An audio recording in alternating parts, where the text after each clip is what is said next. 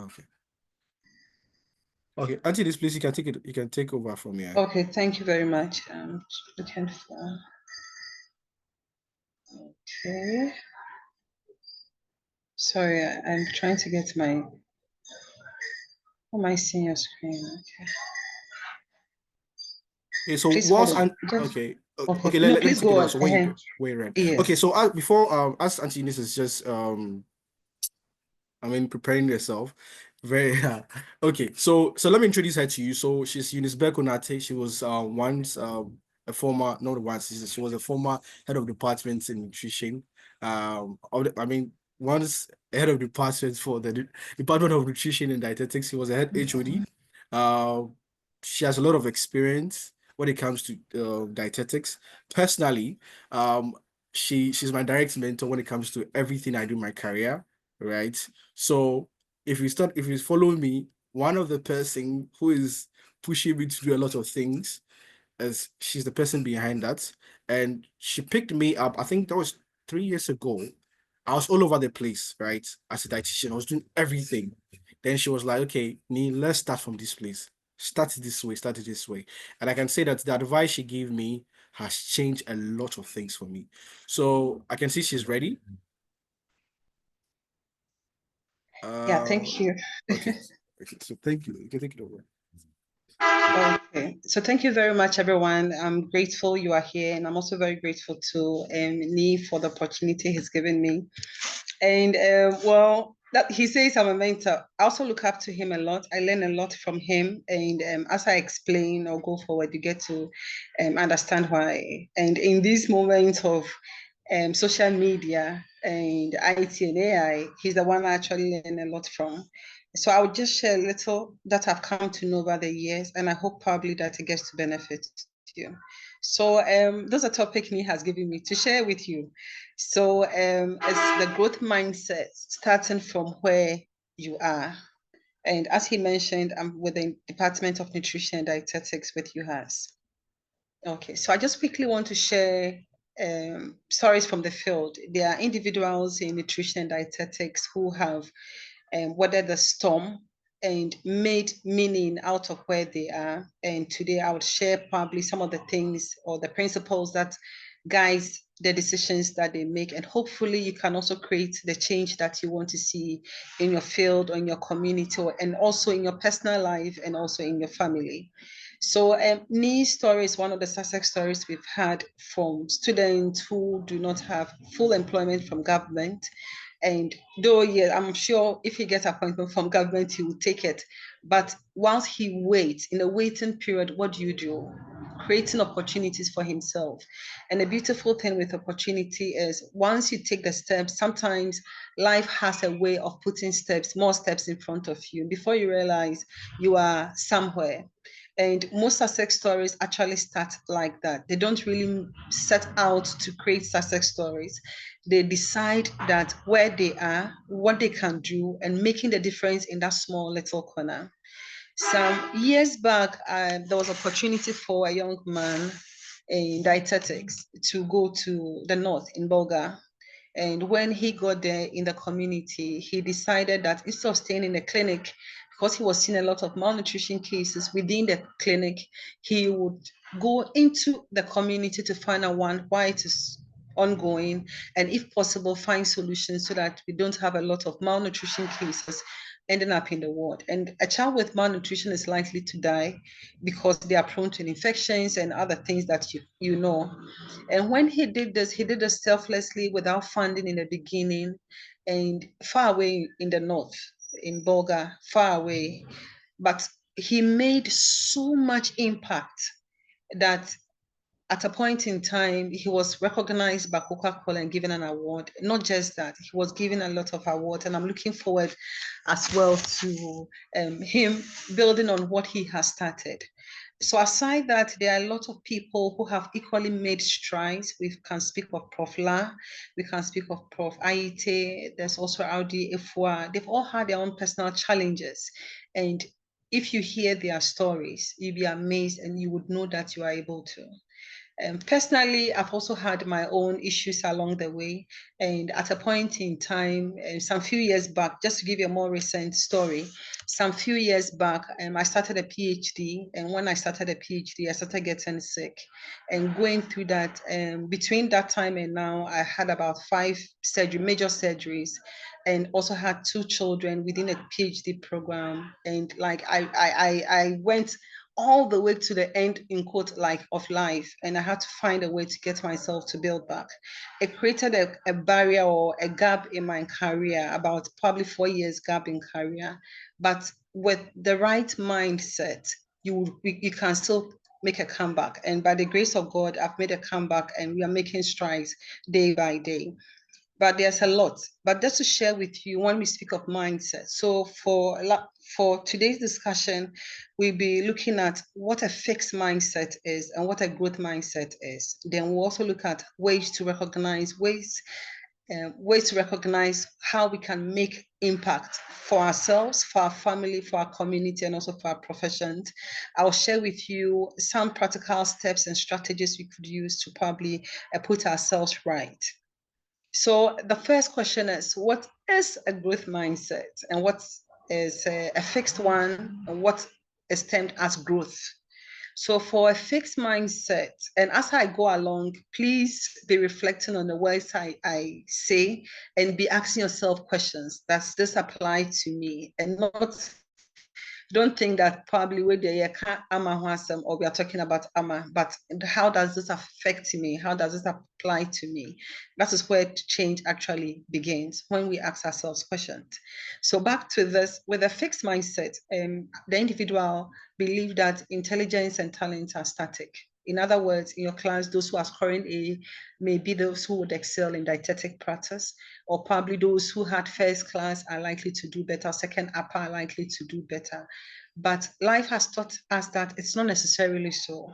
If you don't have to look far, look at the Despite and the Tobinkos and all, they have their own stories to tell, and you would realize that it's not really those who have high scores in academia who tend to be successful, but there's something else that drives success beyond intelligence and beyond talent. You may have talent, all right, you may be intelligent, all right, but if one does not harness it or find a way to cultivate the talent God has given us, it's difficult to grow this talent. Sorry, it's difficult to grow the talent, as has been exemplified in the Bible. But there are some attitudes and steps that one can take that can help to grow this talent or intelligence that we have. But however, there's another model that says that for a growth mindset, it is a belief that I can develop through effort, through strategic or effective strategies, and also getting feedback. So effort, effective strategies, and also getting feedback. Then all these help to shape. I'm sorry, let me see if I could use. Please, can you see my slides? Yes, we can.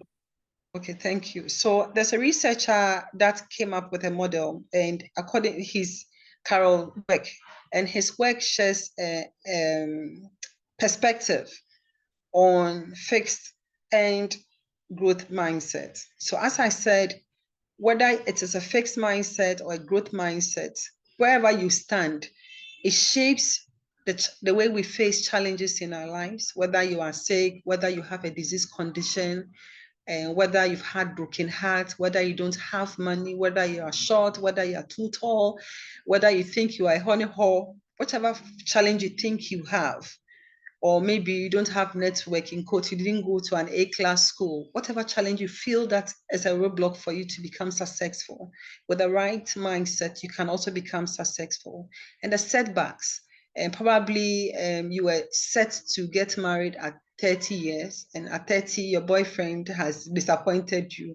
It feels like starting life all over again. Or maybe there was a death of a parent, and it appears like the resources that you were sure you would get is not coming, and you have to have another perspective. So life would give you setbacks, but you have to determine what you do with this setback, whether you put them as blocks that you would stand on or jump on like hurdles and move forward, or you can sit back, sit on those blocks and tell everybody the setbacks you have in your life. If you do so, of course, you get a whole pity party to be organized for you. People will cry with you and they will sympathize with you and make you feel it is okay to sit by the setback. It is okay to sit, weep over it, but it is very important, sorry, it is very important that we quickly assess the situation we are in, then make a move forward. So are you asking yourself whether you have a fixed mindset or a growth mindset? Let's do this quick assessment. For a fixed mindset, probably you avoid challenges. This supervisor is so difficult. When I went to him, he asked me to do this extra review. He asked me to change this. I have a very difficult supervisor. For all you know, the supervisor is building because it's the challenges that tends to build.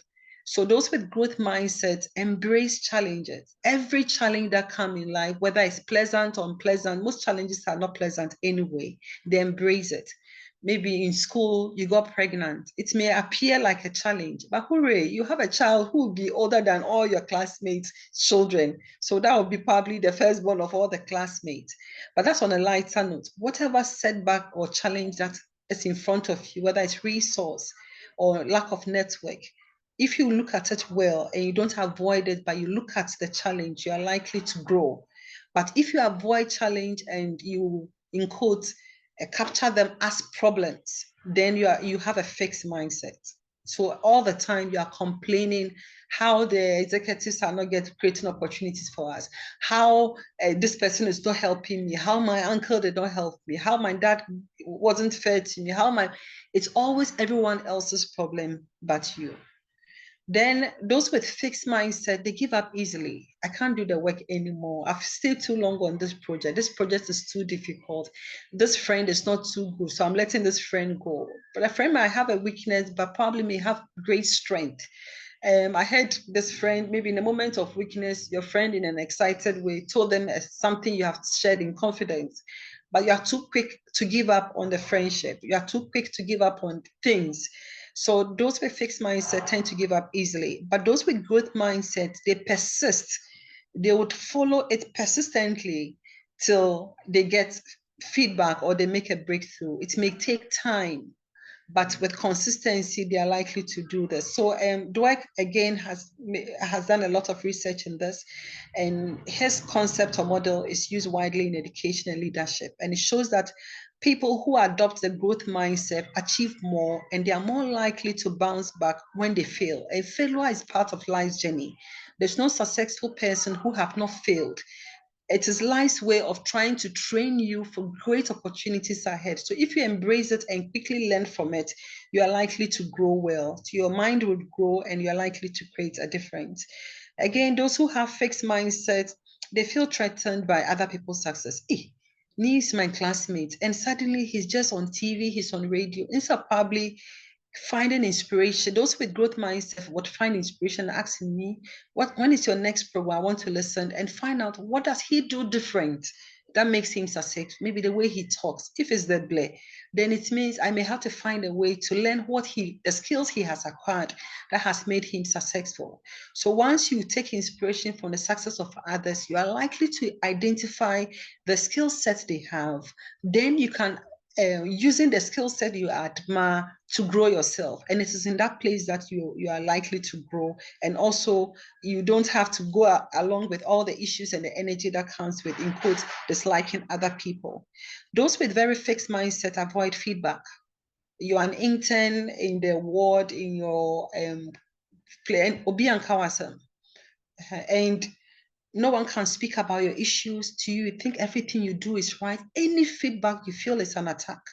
The issue is when people give you feedback and gradually you keep giving them or bluffing them off, with time, everyone will keep quiet around you. And you'll be like the naked king. You'll be going off, but no one can tell you are going off. When you are rude, no one can tell you are being rude. When you are not, so you have negative habits and no one can tell you. some few years back, undergrad, when undergrad time, probably like most of you, I had some guys speaking pidgin, and they were young ladies, my friends from the hostel and around, who were also speaking the pidgin. And I could tell in code they were gelling with the guys well. So I wanted to learn the pidgin as well. I wasn't familiar with pidgin. I couldn't understand what it is. And I started trying to speak like them. So the very first day I started, I just said, "Oh, Charlie, what's up?" And one guy called me aside and he told me this, Eunice, we perceive you as a lady. Don't learn this. I'm not saying it is bad per se, but this was the feedback he gave me. And because of his feedback, I don't understand the pidgin. I go along with it all the same. But I've had very good feedback from friends, and it has really helped me a lot, from friends and also mentors, and it has helped me a lot. So those with growth mindset are likely to receive the feedback and use it to improve upon themselves. They use it as sponge, they use them as hurdles, as crutches, and it can actually improve who you are, because you can't always see everything you do and the implication it has on others and the meaning it gives to others. Now, for our career in nutrition, growth mindset matters. It matters in our clinical work. If you are in research, it helps us to think about the one in the community. And once we start thinking of the one in the community, you're more likely to have ideas on the problems to solve in your community. It will drive your passion, and it is a passion that helps us to achieve and have a fulfilled life and purpose in life. Then, so in clinical work, in research, in public health, there's a demand for people who are resilient, people who come back and they come back. She's had 4 kids and she's coming back. She's had one and she's always probably has issues and she's not able to meet timelines and all. But there are some who have 4 kids, but they find ways to strategize. And we'll discuss how to do all this. And also for our field of practice, there's a need for continuous learning. Otherwise, with time, you may think in quotes you know, but now what you know has become old water, old wine. It has become, and it's not usually useful or beneficial. When it happens that way, we rather start to look at other people and what they are doing. That's where sometimes the envy and the jealousy may come in, because others seem to be making strides and moving on. But if we are continually learning, we move along with everyone who is going alongside. And in our practice, you face ambiguity. There's no job, there's no funding, there's no clearance. What do you do? And sometimes we get slow results. You are managing a particular case and you are not seeing results. You're not seeing results. The clients will come back with stories. But if we have a growth mindset, even for our clients and during our counseling, we are more likely to be patient with the process and allow sometimes the process to work itself out. And also with resource constraint, which is a constant thing with every practice, we don't have enough for everyone as well. So a growth mindset supports problem solving in underserved community. So identify your community. If you are functioning bra, what are the nutrition problems in your community? How can you solve that? And I believe God has put you there for a purpose. And if you should follow that purpose, it will give us great fulfillment in life. And if a growth mindset supports adapting to emerging science, new information, CPDs, getting feedback from people, reading books. And there are books that we can read that can enhance, and sometimes very helpful YouTube channels and videos can also help. Then most importantly, growth mindset supports leading change in food systems. So whether it's in a hospital or community, the mindset shapes how we show up. So when we go to work, we arrive on time because we know there's a purpose for us there. We don't rush out of work.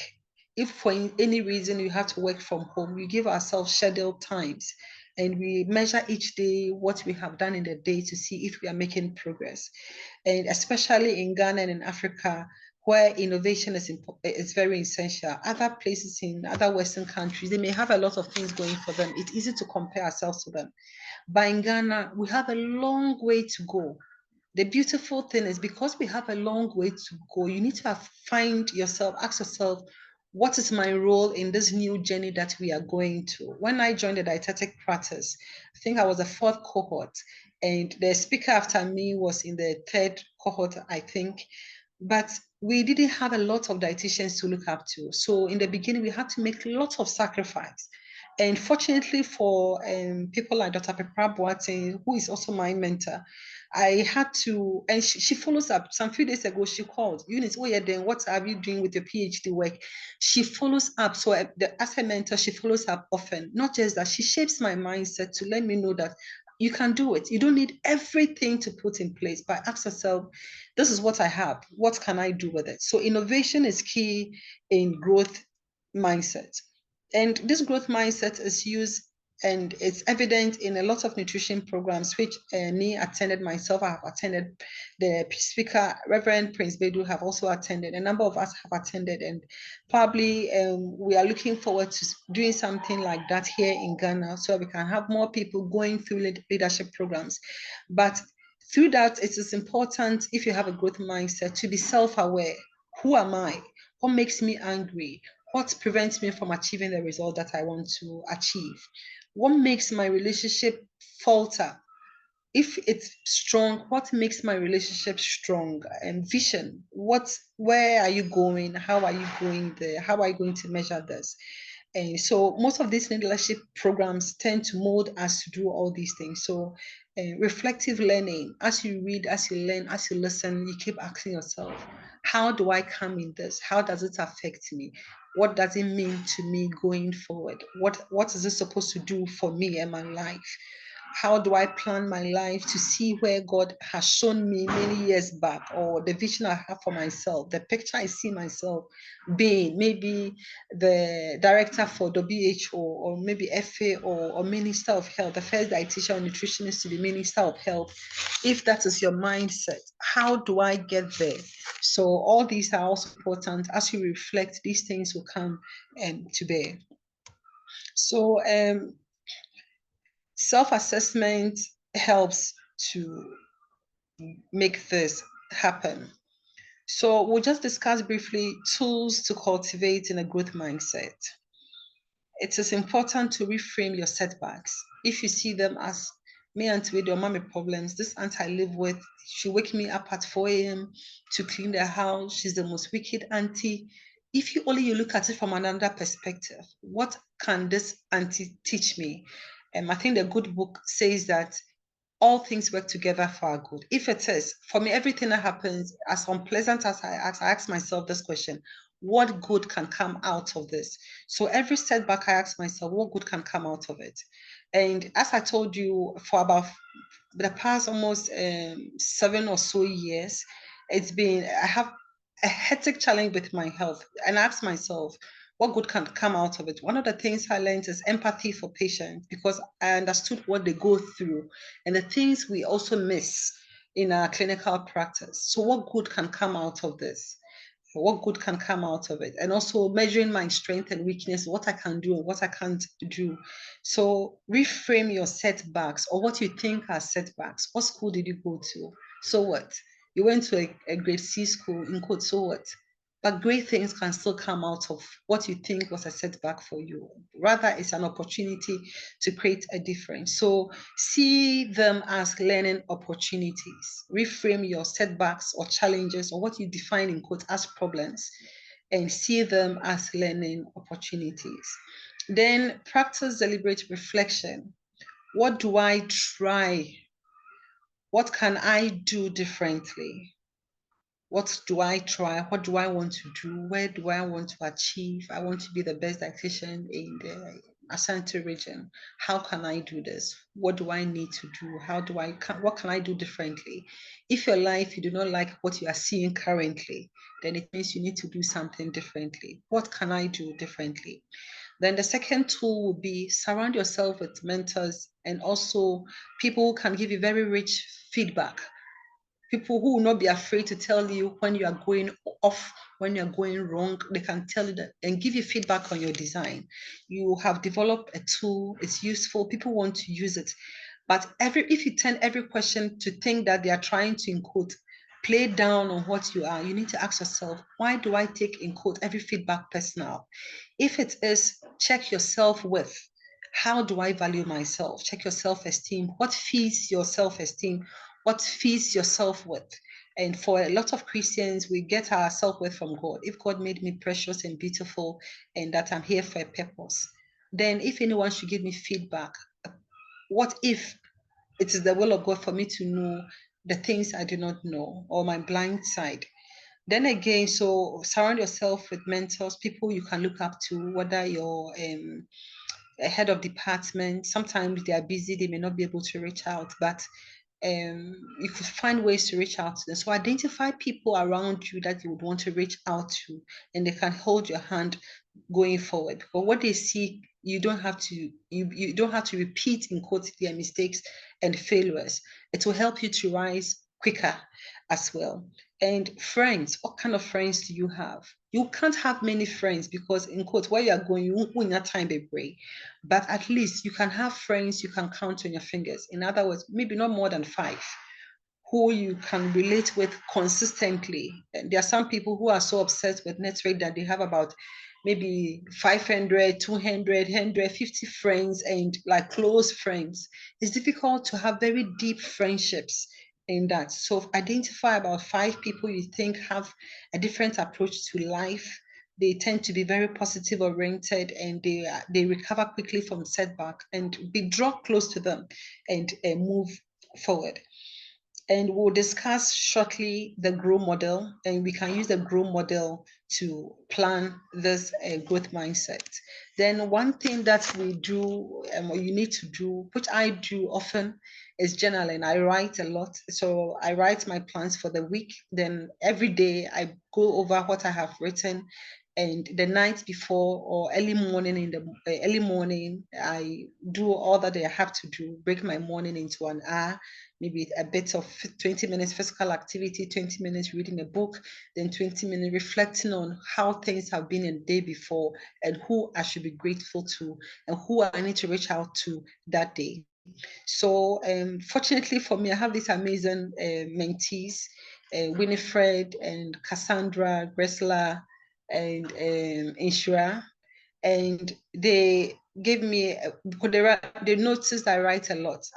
I always have a journal with me every time. So they gave me this amazing book that I keep closely. And if they are listening, thank you very much for that book. I love it. Then, so you could also get your own book, make it nice, make it interesting that you can take anywhere. Ideas will start coming to you once you start reflecting. As they come, write them. Write in quotes what you think you need to stop doing. What do you think? Probably you don't wake up on time, you don't wake up early in the morning, you're a nutritionist, a dietitian, but there's no advice now the man from one so you decide that, okay, probably I need to stop doing 1 or 2 other things. I need to have adequate sleep so that I can have a clear mind. I need to find a mentor. So find a way to group your ideas into what I need to stop doing, what I need to maintain doing, because you realize there are skills you have built over the years that are good, that will take you far. Not the ones built in fear and all, no, but ones that are growth mindset. Then also what you think, new skills you think you need to bring on board. And I would encourage you to start with small goals. So small wins usually build confidence. So if you start with a day, maybe waking up a bit early, 20 minutes of reading a very good book. And currently, I'm reading a book on atomic habits and how to be consistent to achieve our goals.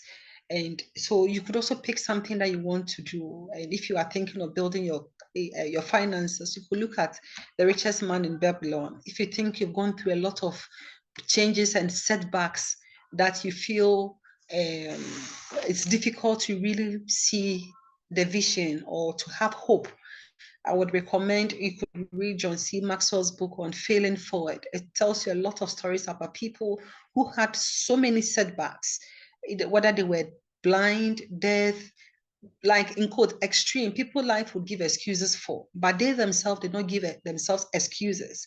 They chose to make something beautiful out of what life had dealt with them. So you could also read Failing Forward by John C. Maxwell, and it could help to cultivate the growth mindset that you would have. But remember, set micro goals or small goals and achieve them. If you set it, it will help to build your confidence before you move on to big goals. Then you should start from where you are. Ask yourself, what one skill do I want to grow this year? Is it public speaking? If it's public speaking, probably you may want to look at TED Talks. It will help to build your confidence or know how to put speech together. You could also look at, there are a number of such groups around, and it could help to shape the way you think and do presentations.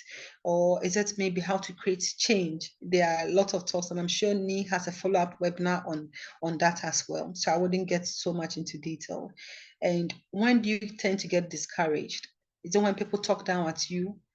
Or if people talk down, when do you get discouraged? When do you give up? When do you tell yourself that you need to reflect on that and identify what makes you give up easily? Then what holds you back? What is it? Is it like you're afraid people would say that you don't know what you're talking about, you don't have what it takes? I read on imposter syndrome, and if you read on imposter syndrome, it may help you to overcome some of these barriers as well. So all in all, don't let fear hold you back. You have to start from somewhere anyway. So no one begins with all the answers. Not me, not me, not anyone we know who began with all the answers. And I think me said that early when he started, he didn't have all the answers. None of us did. But even the most brilliant professionals once felt uncertain, myself and many people I know. The difference is move forward. So the key is forward movement. You move forward all the time. So who do you model as a growth mindset? Find someone you can model in a positive way. So you could tell yourself, I may not be there yet, but I am willing to try, to learn, and also to grow. So the growth mindset, the examples of many people, as I shared in the very beginning. So sometimes, as I said, you want to put something out there, you want to go to the radio station, but you think you will fumble, you may not say it right. It's fine. Start with a small radio stations in your community. Start with small groups when you're invited to give the talk. You will shake, you will feel nervous, you would feel like throwing up, you feel sick. It's normal. We all went through it. But if you do it consistently, it helps you to overcome that barrier as well. Probably you would want to advocate for change where you are in terms of policy. If you're in the Ghana Health Service, the head of wherever you find yourself, you can actually do that. And learning data skills on, you probably may want to pick up some great habits. There are some people I know, Frank from UHAS, he's done great things with data, and I find that really amazing. Some few weeks back, he was teaching on AI tools, and I found that very exciting. So people are doing great things on their own, and they're learning, that they're driving their own learning. So what I would want to say is commit to your next step. What next? Ask yourself, what would I commit to learn? What new thing do you want to learn or unlearn? Sometimes we need to unlearn some attitudes and habits. We think that everyone is against us. We think that no one, Obi and Payas, my boss does not like me. When I entered, they kept quiet. It's me, they don't like me. If you have that mindset, you have relationship issues. If they kept quiet, in quote, so what? I asked myself, so maybe they don't want me to hear. Maybe I'm better off not hearing anyway. So you will still have to move on and find someone who can hold you accountable to your decisions, someone you can talk to. I mentioned my mentor, Auntie Kakra, she's Dr. Papa Boateng. She used to be the head for 37 Military Hospital, the dietetic unit. So, Mommy, this is what I'm doing. What do you think? She would advise you do this, you may way. And most often, she would encourage me to take bold steps. And also, so spiritually, you have your pastor, probably you may have your Sunday school teacher, and physically, you may have someone who is very interested in physical development or exercise, nutrition. And so far, you can find different people who can help you in different areas of your life. So I would want to say that growth mindset isn't a theory. It is a daily choice. What I choose to do today would impact what would happen when I'm 60 years and about to retire. What do you want to do differently in 60 years? How do you want your life to be? How do you want to report to your maker at the end of your life that you did here on earth? So I would say success comes from knowing that you did your best to become the best that you are capable of. It may not be what others may see as success, but every day you wake up, do the best you can with the limited time you have, with the limited network you have, with the limited resource you have, and great things can happen. So I mentioned that for us to change our mindset, we may probably need to look at a model called GROW, GROW. The J stands for goal. What specifically do I want to achieve? You could start small, it could be daily goals.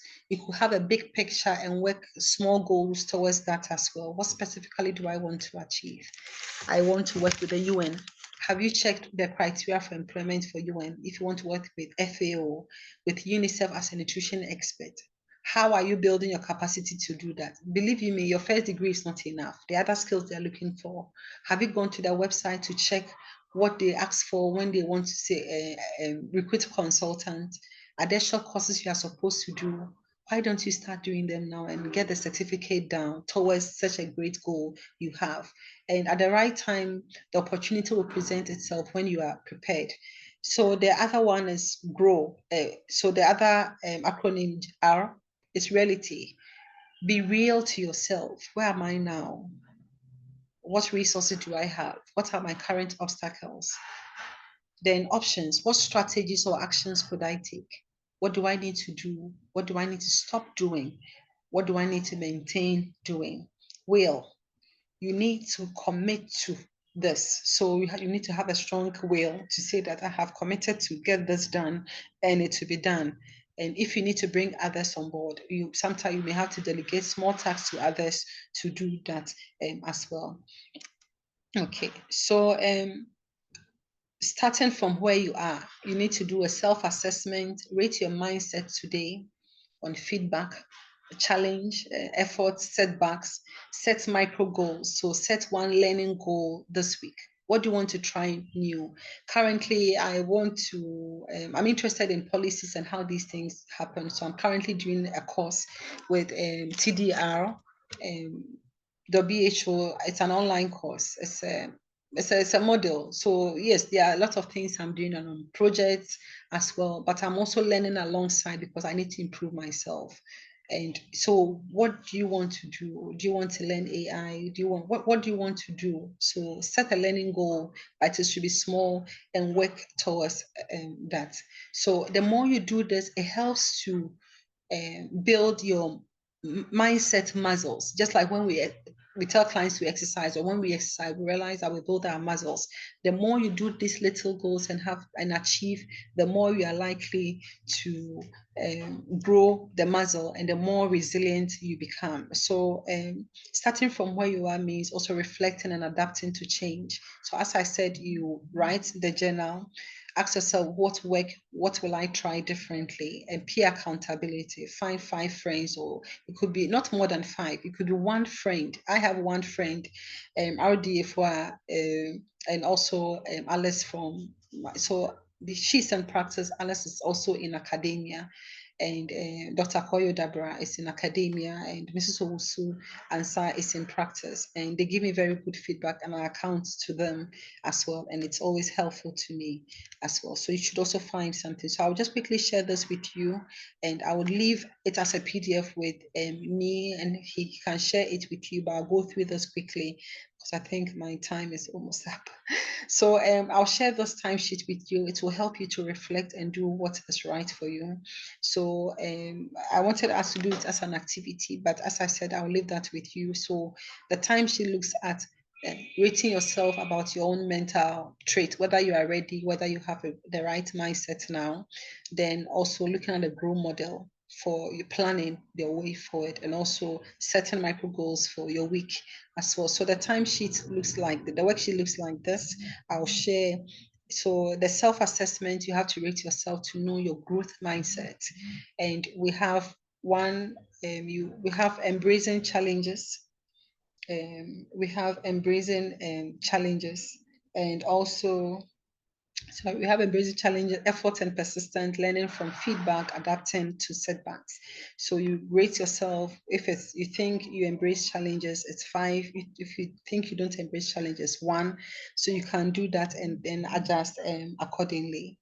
Then, so when you are done, we'll discuss what it means when you do your scoring. Then the other one will be the growth steps. First one is goal. What do I want to achieve? You record in this template. Where am I now? Options. What could I do? What do I want to commit to? And the timeline as well. Then we have the micro goal and reflection. So, what do I want to achieve this week? This week, I wanted to finish with this presentation, share something impactful with you, which I hope it would be for you. And today I still have things I have to do. As I said, I write these things down. So I give myself timelines as well.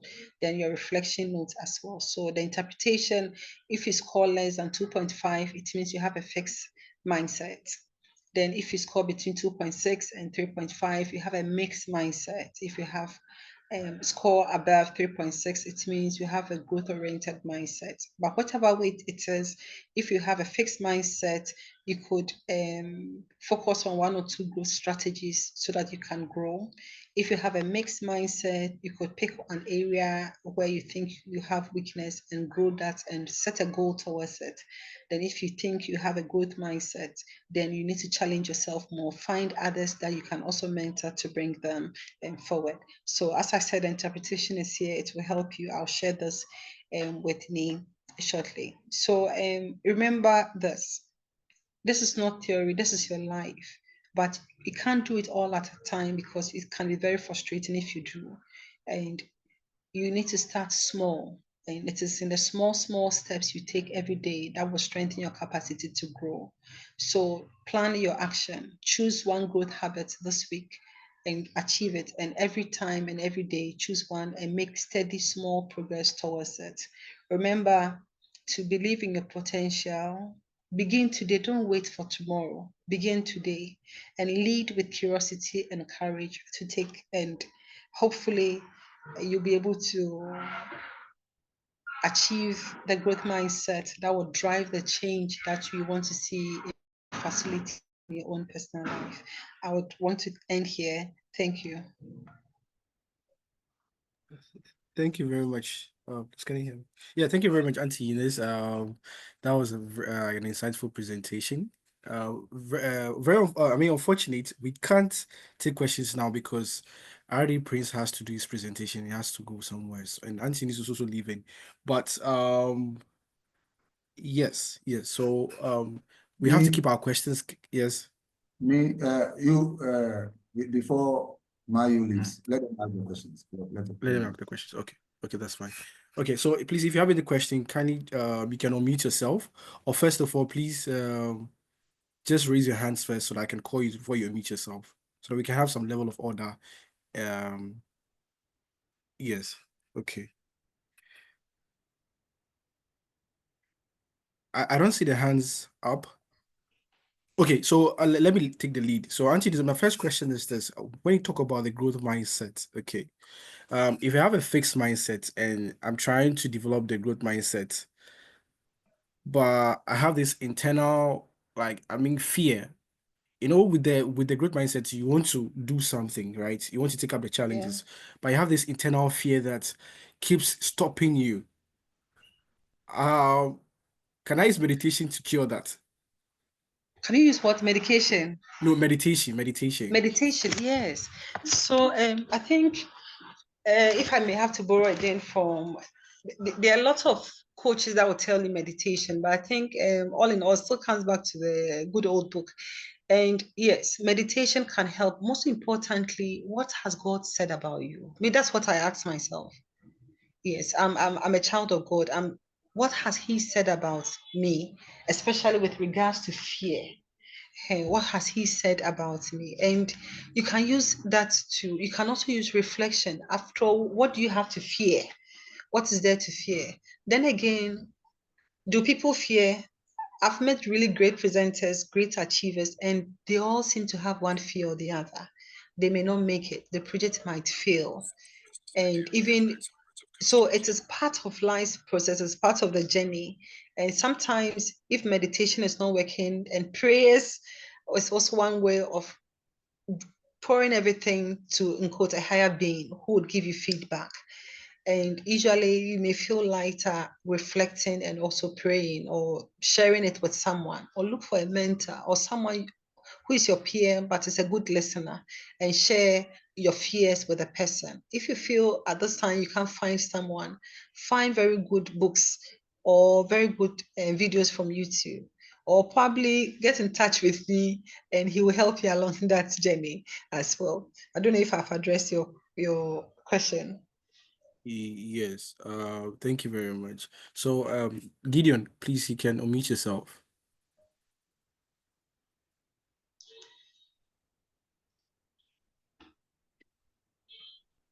Gideon.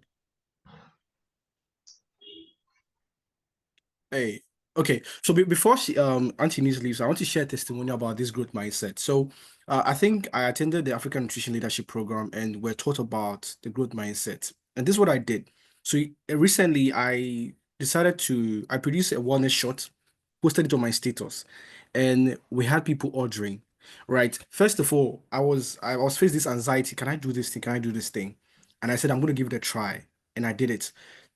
Just in a few days, we were able to sell 550 bottles of wellness shots. I didn't even advertise on social media, just on my status. Now, one thing I will tell you is this: if you want to put yourself in a box and you think you can't do it, you always be in that small box. But if you push yourself, right? If you push yourself, you can always get a result. And when it comes to taking initiatives, I always say that the growth mindset would help you. I see other two people sign up. Gideon, are you ready? Okay, if Gideon is not ready, can we take can is it Tess Mills? Please, can you ask a question?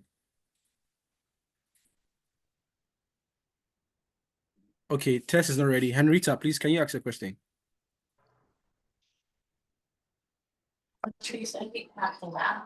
Okay, my question is, you have the mindset to grow, but you have this uh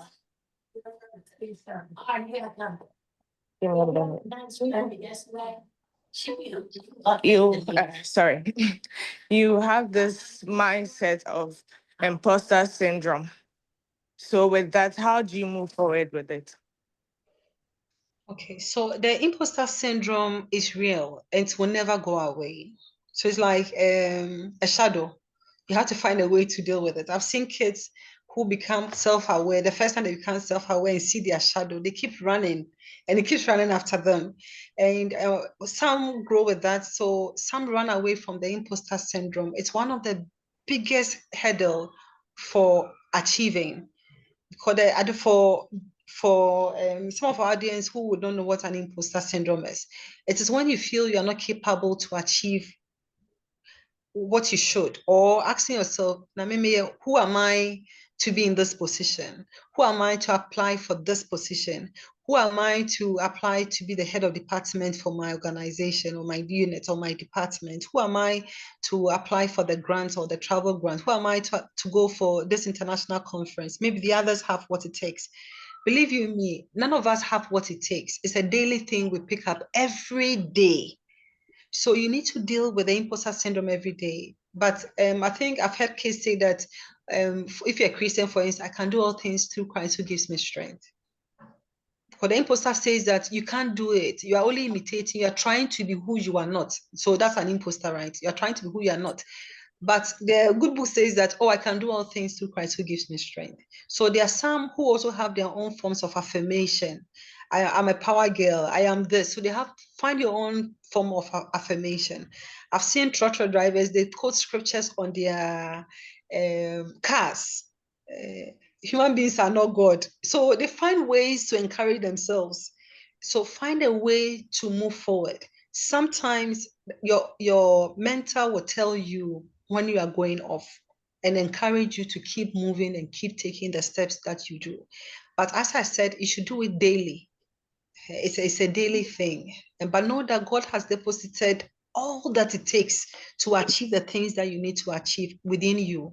And all that he's waiting for you to do is just take the step, like Peter on the water. You take the step. It's when you take the steps that great things happen. So great things happen to those who take the step, not those who calculate all that can go wrong. Otherwise, you will sink.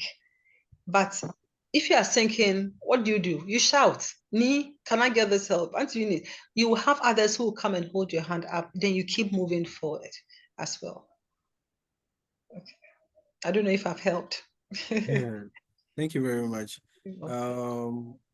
Gideon, Yeah, you can ask the hello. question. Yeah. Okay. Thank you so much, Auntie Eunice, for that insightful presentation. So my question is, how do you develop a growth mindset in an environment which is limiting, like limiting your growth?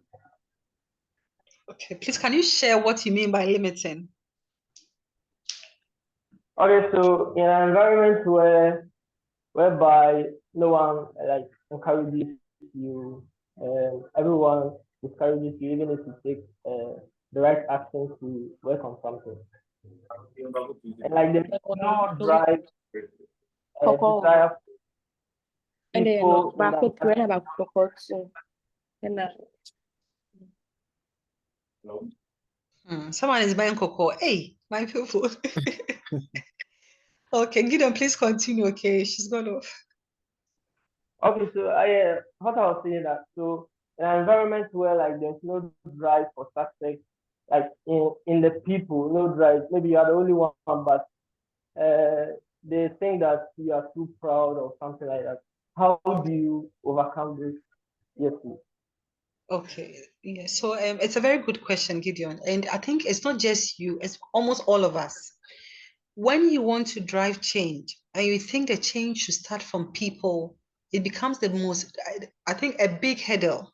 You never move because you are waiting for applause of men, you are waiting for encouragement. It may never come. It may never come.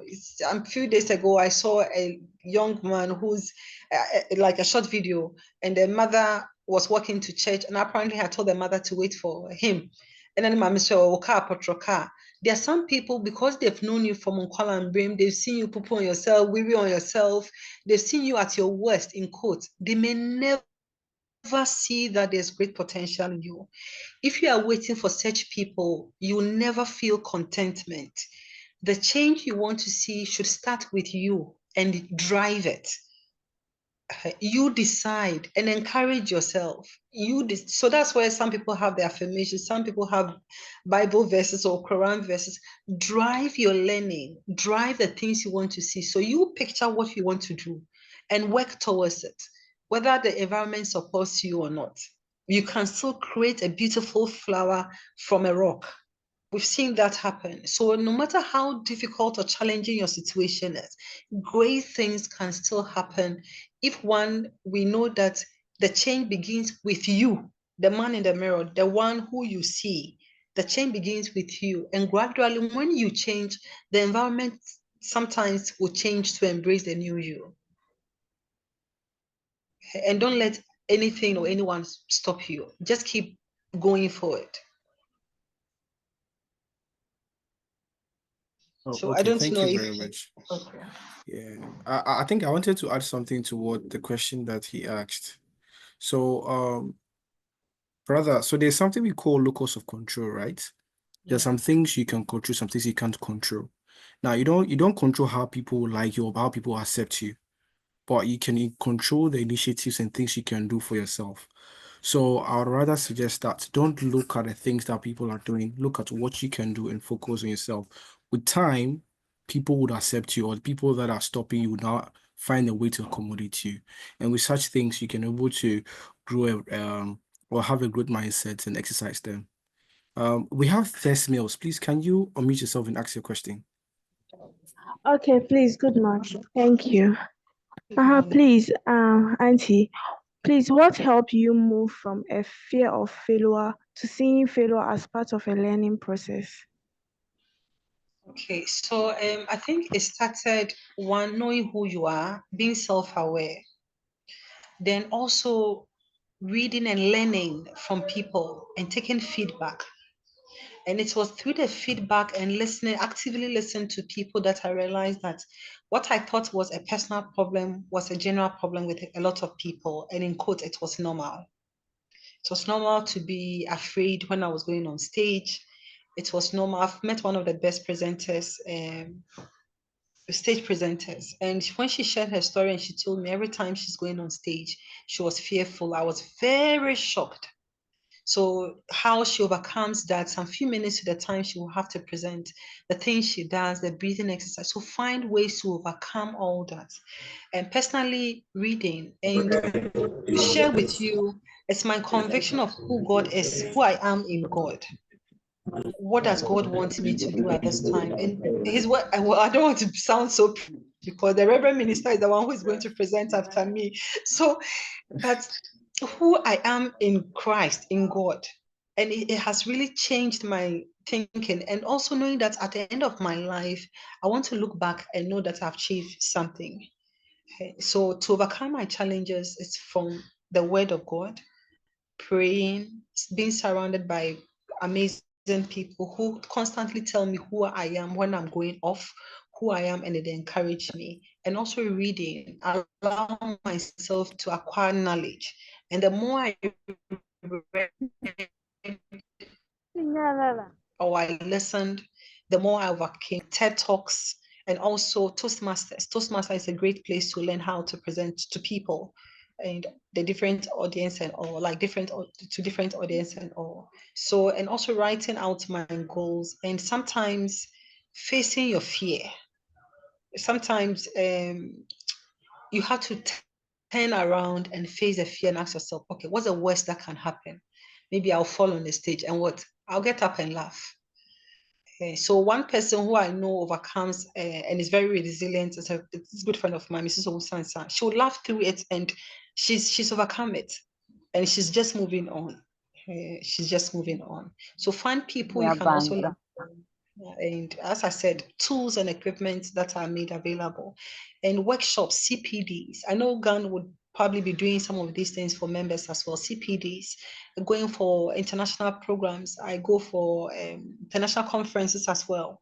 When people present, I listen to them and I go sit by them and ask them questions. I love to ask questions and I love to listen to people. I really love to listen more than talking.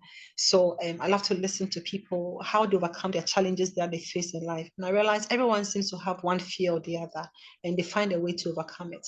But I think if you can get John C. Maxwell book, his book on failing forward, you can get to hear a lot more stories about how people or individuals overcame their fears and where or global brands. So it all depends on you.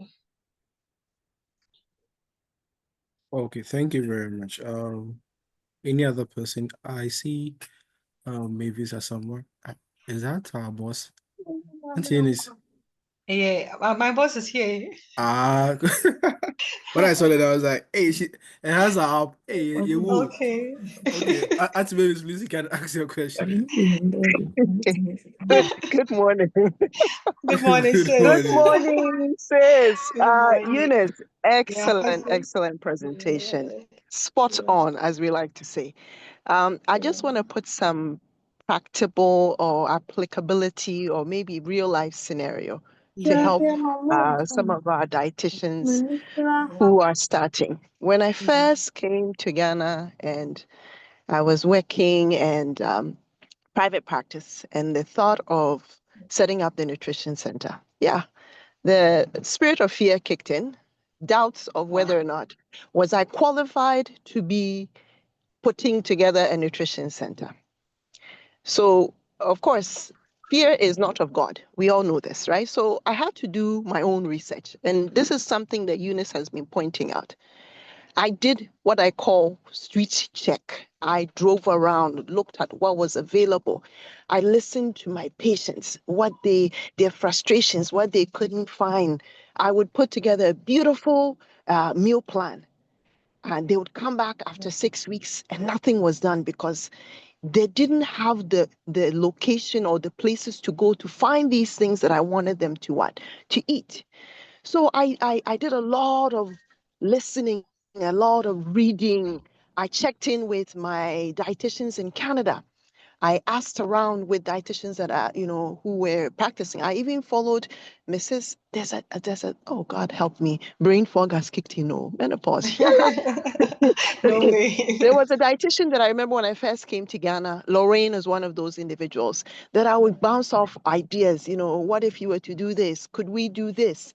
Even I remember our very own.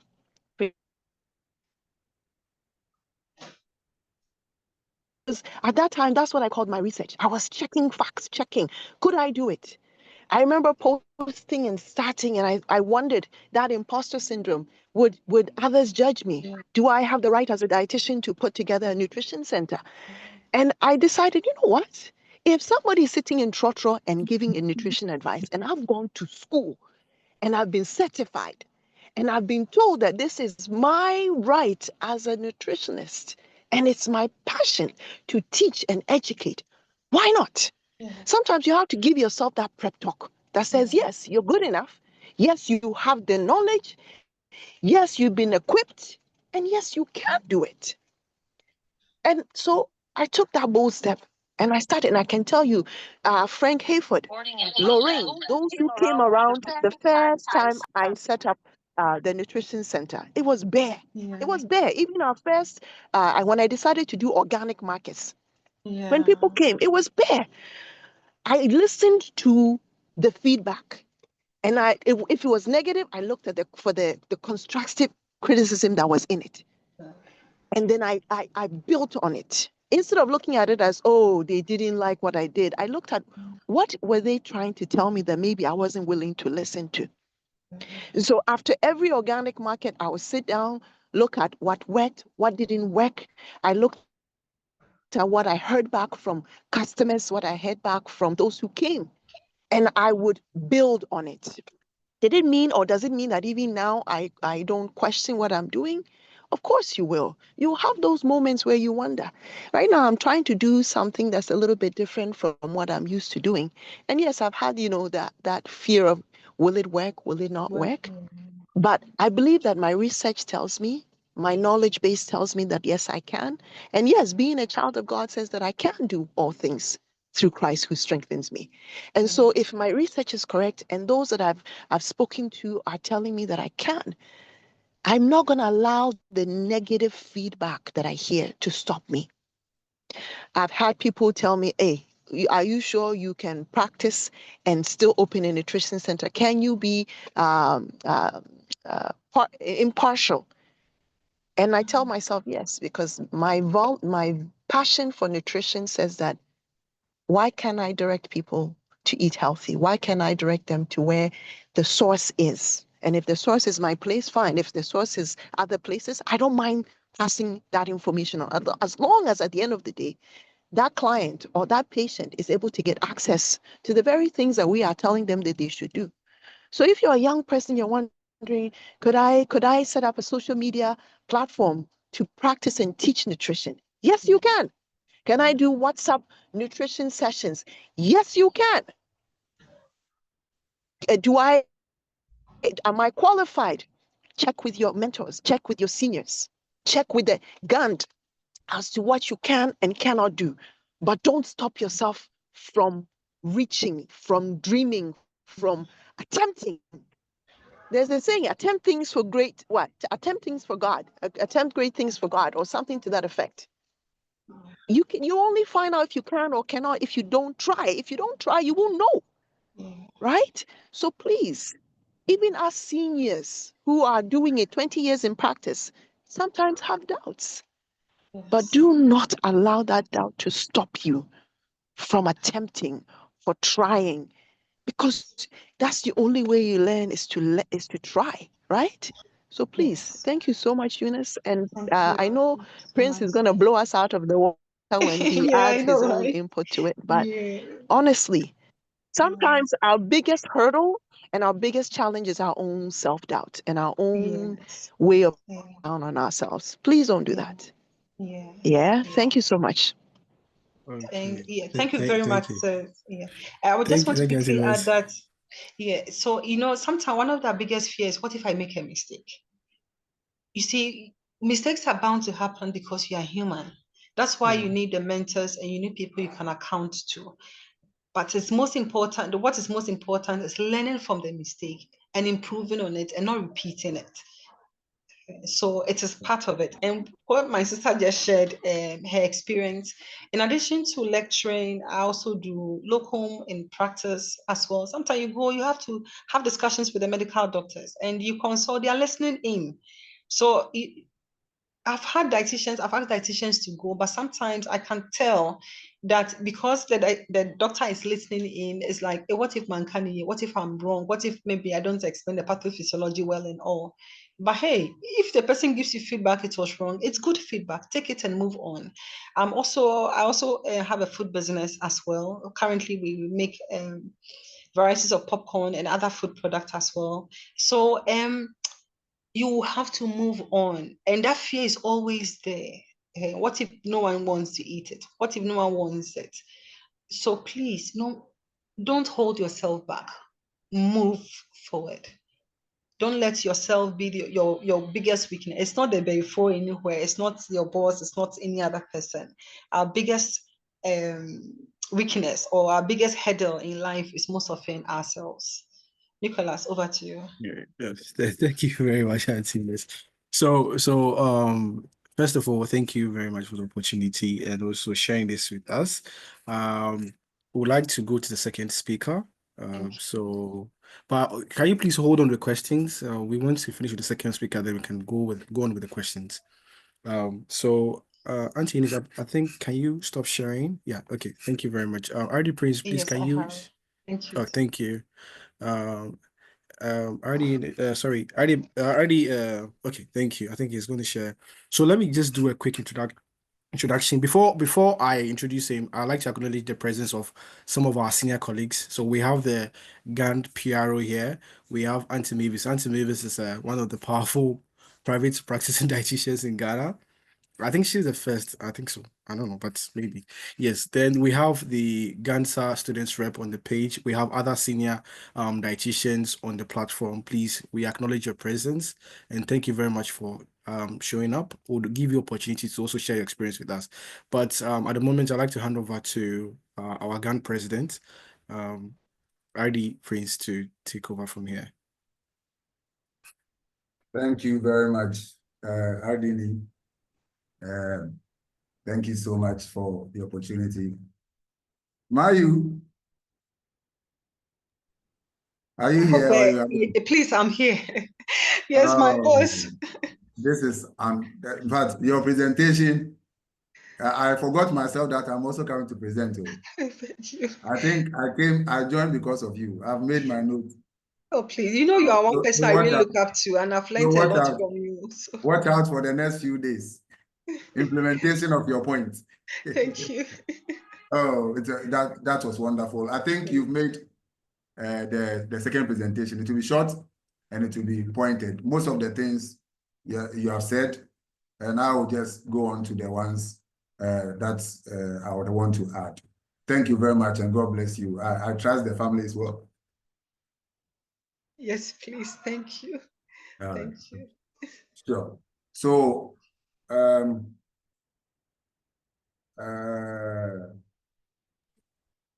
me? So, please, I'm here. Yeah. So, can I continue? Yeah, yes, please. You can take over. Okay. All right. So, I am Prince Bedu, a deputy chief dietitian with the Ghana Health Service. I consult at the Temagina Hospital, and I also run Diet and Diet Consult in Sakumon. I happen by dent of privilege to be the president of GANT, and this meeting is an important meeting to me, and I want to really speak my heart out to all of you who are on the call. Me, I want to say that is a great session you have put together, and kudos to you. and your team. God bless you for pushing the nutrition and dietetics agenda in Ghana. All right. Having said that, I would also want to acknowledge exotic dietitian Mavis. Thank you for joining. I think it makes the program richer. And Alice and the two Alices, Ziaba and Koyo, God bless you for joining. I see final dietitian also. And I want to also acknowledge the governing board member, the Evame, RD Evame, the student rep on the governing board of Ghana. All right. So my job is simple, to speak to you about job opportunities in nutrition and dietetics beyond clinical practice. Okay. So the assumption under this topic is that the way especially dietitians are trained is almost like when you finish, you must be in the hospital. And also, because the public health nutrition is attached to the hospitals, it's as though when you do nutrition, you need to become a nutrition officer in Ghana Health Service. So this has become a problem with us. In fact, as I sit here, one of the burdens on my head is that is how to push for the over 960 nutritionists and dietitians who are yet to be employed to get clearance after last year's attempt to almost get a clearance for their employment failed. So it is real, and this topic is very, very germane, because we need as a matter of urgency and as a matter of fact to diversify our thinking. And as Eunice said it over and over and over and over again, the mindset must shift. And I believe that she's done a great job. We have now been agitated to be able to have a different mindset in terms of how we can, or what we can do with the plethora of knowledge we receive from the dietetics and nutrition schools we attend. And I will attempt to bring your mind to other perspectives that will help you to be able to do more beyond being in the hospitals. All right. So I want to draw or I will speak about who are we, nutritionists, dietitians. Why was the nutrition program developed? Why was the dietetic program developed? Why are we, or why is the government training a number of nutritionists and dietitians every year? What is the end game? And I think purpose will always inform the drive. Okay. So we know that Ghana has one of the very, very good nutrition and dietetic system. So let's train nutritionists, let them go into the communities, go into the district, go into the suburban areas. Let's train and educate our mothers, educate adolescents, educate school health or school age children on how they can be right with their nutrition. And a lot of research are clear and have established that when the nutrition is right from breastfeeding through to aged, then we can be assured of health, and the burden on the clinics, the clinicians, will be reduced. So that is the whole purpose. that the nutritionists and dietitians that are being trained will help people to keep well and prevent a few of them, well, prevent most of them from coming to the hospitals with ailments, and just a few will come for clinical care. If that is the mindset of nutrition and dietetics education or training in Ghana, then it would have been an erroneous mindset that we have had all this while. That when you are trained as a nutritionist, you must work with the Ghana Health Service. When you are, or Ministry of Health, when you are trained as a dietitian, you must work with the Ghana Health Service or Ministry of Health. So then, the dietitian and the nutritionist cannot work anywhere again because we have had a particular mindset. That's why the first discussion is crucial for us. That mindset must be corrected. And the tools to do that have been given us already. So every nutritionist and dietitian must see him or herself as a wellness practitioner. Your purpose is to get people to be well. And all over the world, wellness is the burning selling point. And people who do not have anything about dietetics, who do not know anything about nutrition, are in the space. And the portfolio, the billions of dollars in the wellness industry, only few professionals are getting money from it. Those who are getting money from it are people who know next to nothing what you know. So young professional, student in your second, third, or final year, take the first presentation very seriously. When you get the slides, go over again and reorient your mindset. Once that is done, you know that health is very holistic. So whenever you are thinking and you are seeing yourself as a health professional, holistic health is crucial. How your clients feel is crucial. When R.D. Mavis was speaking, he spoke about the frustration that is with all of us, that you go, you fight tooth and nail to get a meal plan for someone who never is able to implement because the ingredient for implementation is not there. So if you are thinking about the client, it will give you a problem to solve.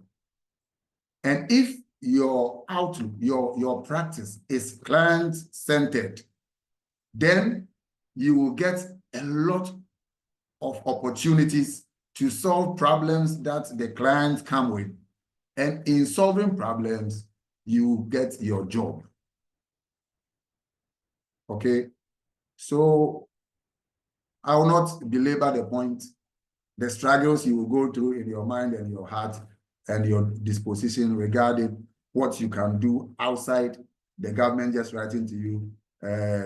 Mrs. Babisoti, you have been employed as a dietitian, as a nutritionist or nutrition officer in the Ghana Health Service. It's so easy. It's so easy on that path. So we do not fault any of us who want to go through that path even before maybe they may go into private. But that path has become very, very strict and narrow. It has become difficult, especially those of us who are pushing for people to be taken through that path. So will we sit down and put our hands on our heads and weep or cry? No. So what I'm pushing us to think now, or the place I'm pushing you to push your thinking toward, is think clients. What do our clients think about? What do they want? When you were doing your intention, what was the sense that you were getting from the clients that you saw in the hospital setting or at the district or at the suburban area? Some of you had the opportunity maybe to be in a non-clinic setting. You worked in a school. You were attached to a particular school, or you went to teach. What did you find from there? Did you see any opportunity in the schools? What is the global trend now? Is your mindset or what you know about only in how Ghana and the little dietetic practice and the nutrition practice you are having here, how Ghana is doing it? Or you are looking at what is happening in Israel, what is happening in Saudi Arabia, what is happening in South Africa, what is happening in the United States, what is happening in China? Right? Because just before I joined the call, one of my mates in the university is a professor in US, and he did some labs that he said he needed a dietitian with Ghanaian orientation to take care of him because he's in US, but he eats Ghanaian. So you can be sitting here and your client will be in US and Greenland because the person is Ghanaian. The person is Nigerian. So think global, not Ghana alone. Now, our work as professionals, nutrition and dietetic professionals, it is hands-on work. If I say hands-on work, what I mean is, how many cases or problems have you solved that makes you the go-to person? So if you finish school and you are home, as we are doing our best to try and get you employed through the ministry and the Ghana Health Service, and it has not happened. First year, second year, third year, you have not attached yourself with any practicing dietitian, private or public. You have not seen a lot more cases than you saw during your internship. The day where there will be a great opportunity, I'm sorry to tell you, you will miss it. So what we are saying is that think that every case you see, every client you attend to is adding on to your professional integrity, professional sharpness. And every client you do not see, every nutrition problem or dietetic problem you do not solve is making you poorer as a practitioner. So, for instance, I like Eunice said, I entered the diet school in 2006. By 2008, we were finishing, and we thought that Ghana Health Service would just take us as soon as we finish. It was not until 2011 that Ghana Health Service employed me. So what did I do? From 2008, August, to 2009, when officially we were supposed to start our internship, which is about 7 to 8 months, I was at Rich Hospital. And I'm saying this, I want to salute the then chief dietitian who opened up the door for us to volunteer. And I was just there. She gave me the opportunity to see clients. Sometimes I would sit on her chair to see patients. And I was going with my own TNT from Sakumono to Ridge. Nobody was giving me any food. So I eat in the morning, I go and come home and eat in the evening. What was I doing? I had in mind that if I will be a good dietitian, I must see plenty patients. I should see a lot of people. And the more patients you see, the more problems you solve, the more experience you become or you get. So if you are this waiting time, you have to think volunteerism. Get someone like Eunice spoke about mentorship. Choose somebody you admire the practice. Go there. Don't go and tell the person that, please give me one of your locums. what you are telling the person is that your practice experience is the same as him. Then the person is no longer a mentor then. When you attach yourself to a mentor, push for him to or her to get you more problems to solve, then you are building your professional credentials. Then when opportunities come, as for mentors, they get opportunities all the time. They can say, oh, this lady has arrived. She has enough skill to be able to do this, do that, do that. There are several people I've recommended to hospitals that I used to do local, that I can no longer go. But who will I recommend? And normally when you recommend, they will ask you, friends, are you sure this one is good? Yes, we know he may not be as good as you, but are you sure he is good? Can any of the senior dietitians look at your face and say, oh, this one I can let him go and take care of my cases for me? Have you earned that right by your hard work? It is very, very important. If we don't do that, we will only be part of the chorus singing, there's no problem. Even our old dietitians are not helping us. In the real world, experienced people do not want to be disgraced. So they will always recommend people they are comfortable that they can deliver. Think volunteerism. Is there a secondary school in your area? Can you speak to the headmaster about them, that you want to come in? You want to come and do free assessments for the students, maybe Form 1s when they are coming. You want to, out of what you see, you want to give some wellness talk to the school. You do it and you look at what you have been able to achieve. You can do it to 2 and 3 schools. And that one will be a big proposal for you to write to get funding to take care of the wellness of the schools. Things don't just happen, my brothers and sisters. You need to, like Eunice said, you need to draw the plan. I am here. How do I get to this point? There are things to do, and it is hard work. Think volunteerism. Is there an orphanage in your area? Can you just go and pick your MWAC and this thing to go and just assess the children?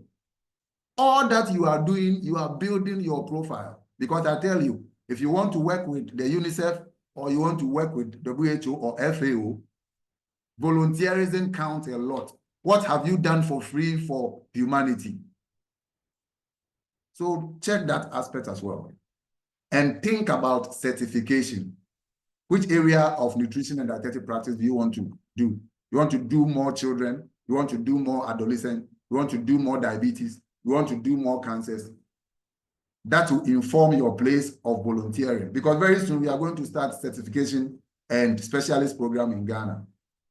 And when we are reviewing your application for a particular specialty, what will single you out? What have you done in the area you want to specialize? So the period between which you finish internship and you get mainline employment, that is the time you really, if you want to go far in this profession, you really need to pitch yourself to be relevant. Very, very important. And also, nutritionists and dietitians, we need to think about how we can come together.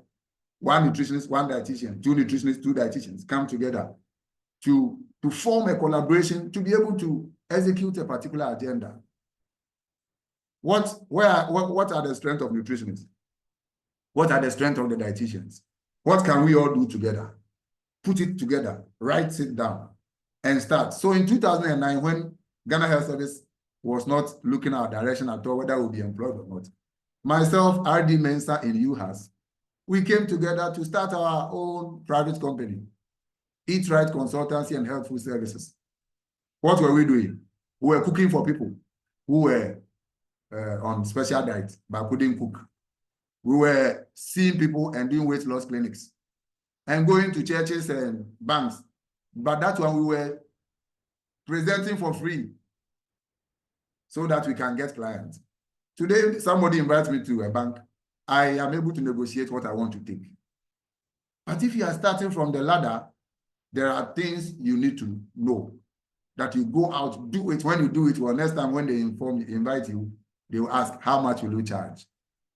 Very, very, very important.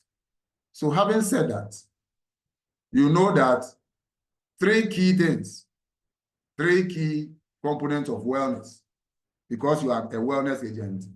We have nutrition, mental health, and physical activity. As a nutritionist and dietitian, will you try to learn a little bit about physical activity yourself? Will you want to keep yourself active, exercising, keeping a good body shape? Will you take a course, online course or something about mental health? Now, those little things that you take on, in addition to your nutritional knowledge and dietetic knowledge, will make you big. Now, a lot of people are out getting money now, but they want to live and be healthy to enjoy their money. So the wellness industry, even though in Sub-Saharan and West Africa, it is not strong here, that is the place the money is coming from. So start preparing right now that you have just entered the profession, you have just finished, you are in your final year. Think about these areas. So the dietitian who is not fit, a dietitian who works once a year, a nutritionist who who has never worked before, who doesn't sleep well, who is having a lot of things on his or her mind. How will you help others? How will you be able to help others? So you must be an embodiment of wellness yourself,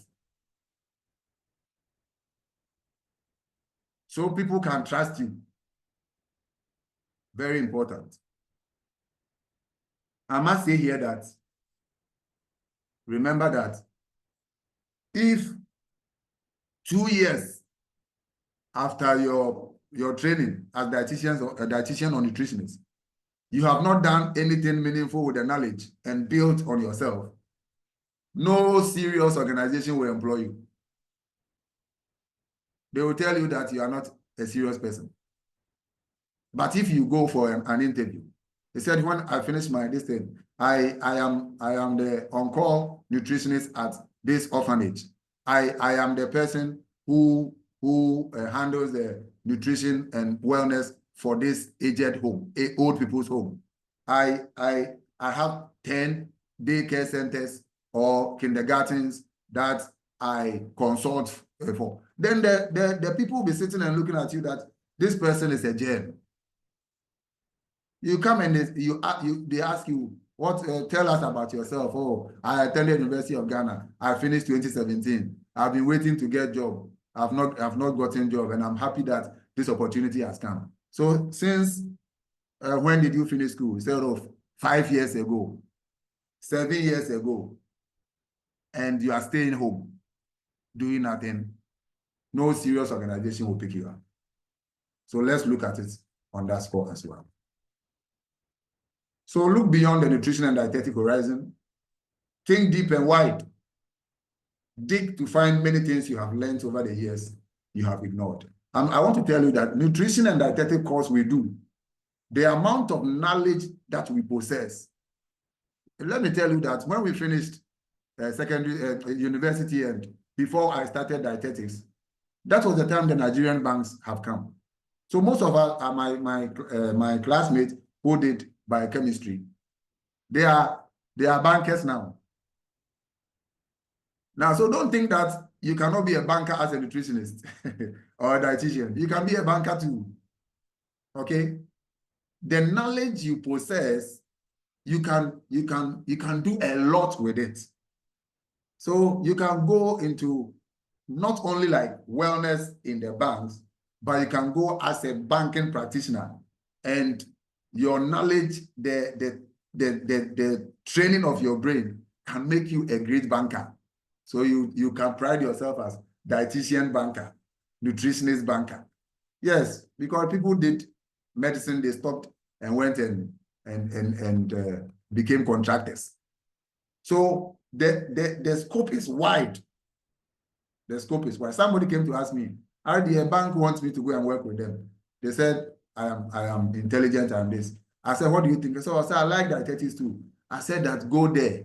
When you have money, you can establish your private company, private dietetics, and still practice and employ more people. So don't restrain, don't let your mind be constricted. Open and be wide.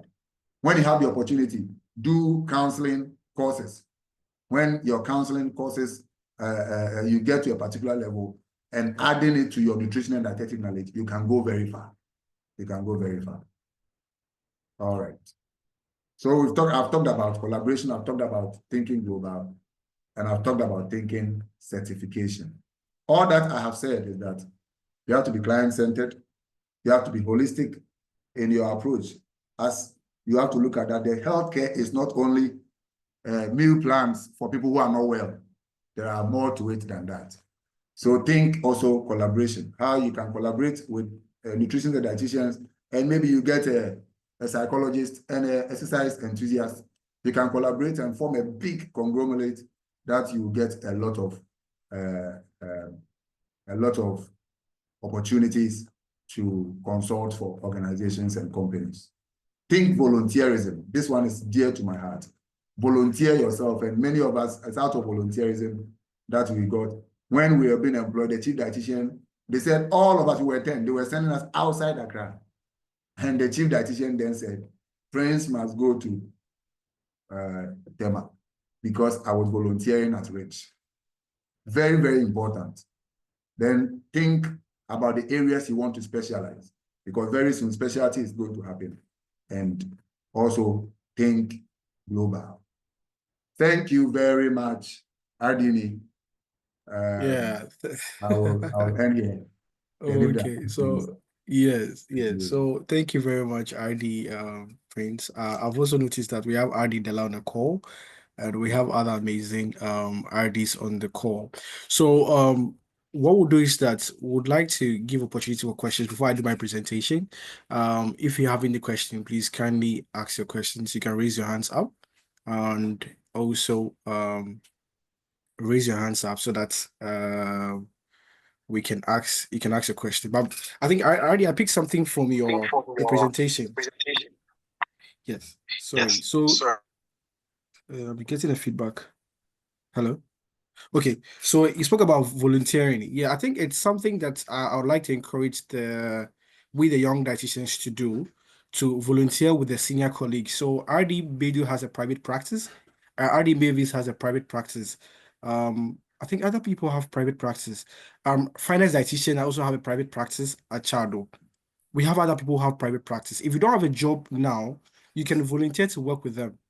Start from somewhere. They will develop it together, because I want to say something about high school. So when I was at home, I volunteered to teach home science, teach the home science students nutrition. And I mean, there was a government school in my area, and I taught basic nutrition over there, and it gave me lots of experience when it comes to nutrition. I was able to teach them something beyond, and when they even came to their meal planning, they were asked to plan meals for diabetics. I was there to educate them on how to plan meals for diabetics, the reason why you have to increase the fiber, the reason why you don't have to give a lot of refined starch and all that. And it really helped. And today I still work with them. If they have other jobs, they call me to come and do it. So I would encourage us to do more volunteering. But please, if you have any question, please, if you can ask a question.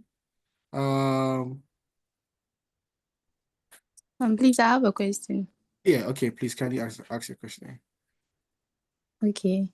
So before that, I would like to thank RD Prince for his word. And the question is that he emphasized mostly on the volunteering aspects of being a practice nutritionist or a practice dietitian. Okay, Yeah. so most of the issue that I've encountered so far is that when you seek out to volunteer for a foundation or an organization, they ask of the reason why you want to join, and then some other questions to in addition to your CV.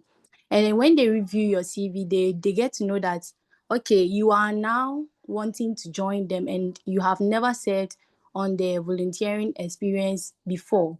And when they get to find out that you have no experience on that, and it's like you have very little knowledge on it, they just tend to they'll just turn down your CV. And I am asking, how is it going to be done? Because it's like you are always opting to volunteer, and then when they realize you have no volunteering experience, then they will just turn you down. And you see, the volunteering experience that most of us have is the ones on campus, like the one held by the student bodies and stuff. And in the outside world, it doesn't really matter that much. So how are we going to cope with that? Great question. This is who? This is Gloria Gloria. Bamponsa. Yes, Gloria. So, yeah, so I share in your frustration. You see, some in the volunteering arena, because like people know that volunteerism is very good, it helps and shows up your CV. Some actually also have done some things that have not helped. So they went in first as volunteer, then they'll just go in and they'll say they want to, with all the work they are doing, they are not even remunerating them, even though they went in as volunteers. So the organizations have also learned their lessons, and they want to be very sure whether whoever is coming is actually coming to volunteer, right? So what I would say is that if, assuming you go and an organization tells you that you have not volunteered enough, and they are not very sure you actually mean to volunteer, ask them what they would have wished that you would have had. So if, maybe they would have wished that you would have volunteered in an analogous organization before coming to them. Then you try and see how you can get a volunteerism slot in an analogous organization, so that it forms as the steps for you to go back. And also, I realized that virtually all organizations that will accept you as volunteer, they want volunteerism that happened to vulnerable groups. So if you actually volunteered for an orphanage, or you volunteered for old people's home, or volunteers for an HIV drive, or breastfeeding campaign, it is very unlikely they will turn you down, right? So I want, it's, you know, like as the first presenter said, Mayu said, you must learn, do your scouting. So before you even opted to volunteer for UNICEF, you must have read their volunteerism policy, so that you know what you must have before going there. So all are part of, I think, what the tools you have given you today. So whatever, wherever you want to go, learn about them a bit, know what they actually need in a volunteer, and make sure you fulfill them before going. And that will be very helpful. So that's the, but if you don't have any volunteerism experience at all, we are here. Come to the senior dietitian, the senior nutritionist. We'll give you opportunity to volunteer, and you'll be able to go back to your organization. Thank you very much. Over, Lee. Okay. Thank you very much, RD Prince. Any other person who wants to ask their question? I see Vida Fafano. Do you want to ask a question? Okay. I see Alice Ziaba. Oh, please say, Auntie Alice, please, can you ask a question, please? Yeah, hello. Good morning, everyone. Good morning. Great presentation, Reverend RD. And then RD Eunice for your submissions. So mine is not a question, it's a contribution, especially on the last question that was asked on the volunteerism. I want to share that you should not look down upon your experiences as a student, whatever volunteerism or activity that you do. I'm thinking that sometimes the challenge is how you document your experience as a volunteer. So even on campus, mostly the time that you students have opportunities to do this will be your week celebrations. Most of you really do not involve yourselves in it. For personal reasons, you may not involve yourself. So I just want to encourage you that everyone, whether it is during the week celebration or sometimes some of your lecturers may be involved in activities, you should take responsibility for your own learning and seize opportunities. For instance, yesterday was May Day for UDS. We had a UTAG having games, and then as part of it, our departments, we needed to do health screening. So students that really had the opportunity to join us, these were people that previously you call them and it's like they are enthusiastic about taking part in whatever that you do. So when you are going for such programs, you call them. They are not paid, but the experiences are so much that we do a lot of nutrition screening, and then there is consultation that they have that opportunity of taking part and observing what the senior dietitians are doing. So I would say that it's a starting point. And even the students group is not only during your week celebration. Whichever locality that you find yourself, there are certain challenges that may have nutrition implications. Look at such environments, agree on something that you want to do, approach your lecturers. They will give you that support and help you. Radio stations are all over. There are people that there are times that they have slots that they have nobody to say anything. You can receive such guidance and do. Then another observation that I have made over the years is that mostly it's about what is it in it for me. Though it's a volunteerism, but you have students expecting that I should be giving something. And we can make good use of the Conference of Nutrition and Dietetics. We will be calling for volunteers. You are not getting it. And when you approach students, tell them the opportunities like, okay, so are they going to pay for this? So it's like that whole posture really limits you. What is it in it for me? We should move beyond the monetary aspects to that experience that you are having. You have opportunities to network. You meet with senior people, and some people have even met with sponsors from that are international just by the fact that they took part in such. And then how you even post social media, your time, there is a lot that is being put out there. Some of you really do not post anything. You post things that may really not contribute to your career or anything. It's just funny stuff, what is trending and all that. But even after this particular session that we are having, go to your social media, put something that you have learned from this. It starts like that. And the more you are putting in very relevant information about activities that you are involved in, they all contribute to your experiences so that when you are applying for this, it would all add value and you will stand out as a candidate or as an applicant. So this is just to encourage us. Whatever you are doing today you might not see the rewards, but it will come, it will contribute to future employment or engagement. Thank you very much.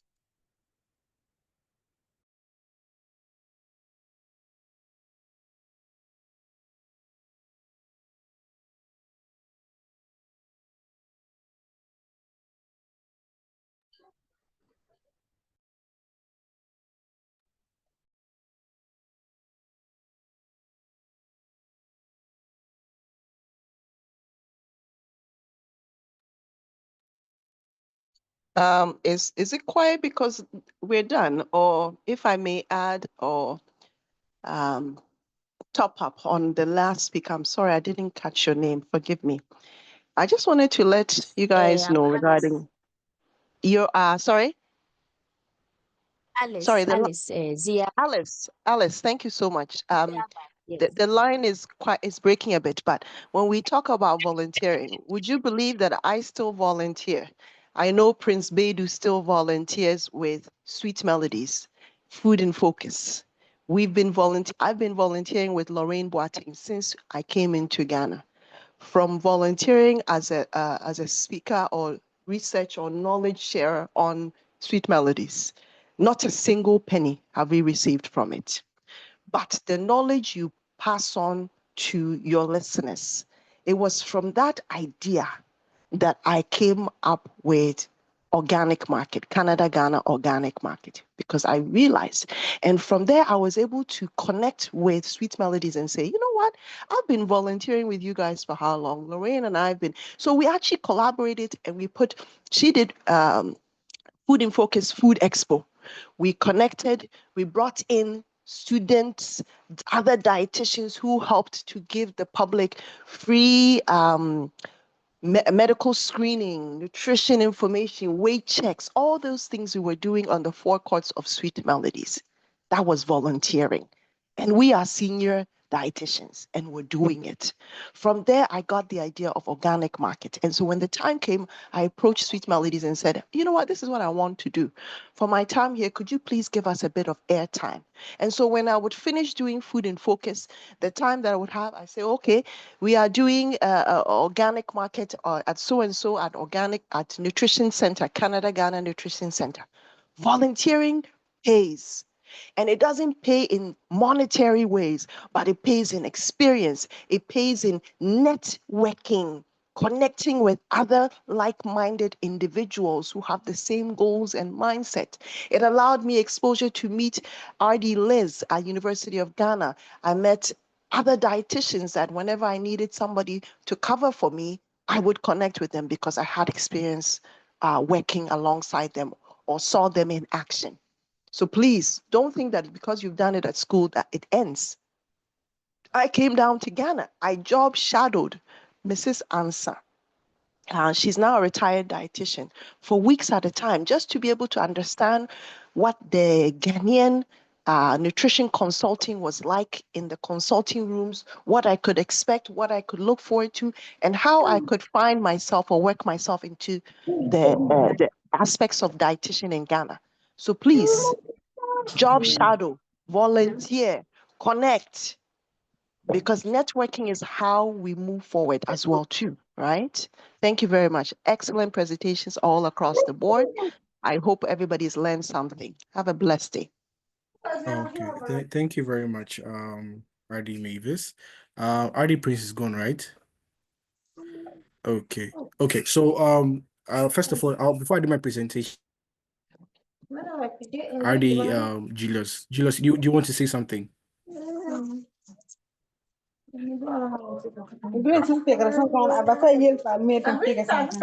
RD Julius, do you want to say something? Yes, sorry, Okay. I have to meet someone. Okay. Good afternoon to you all, and thank you very much, Dietitian, for putting this together.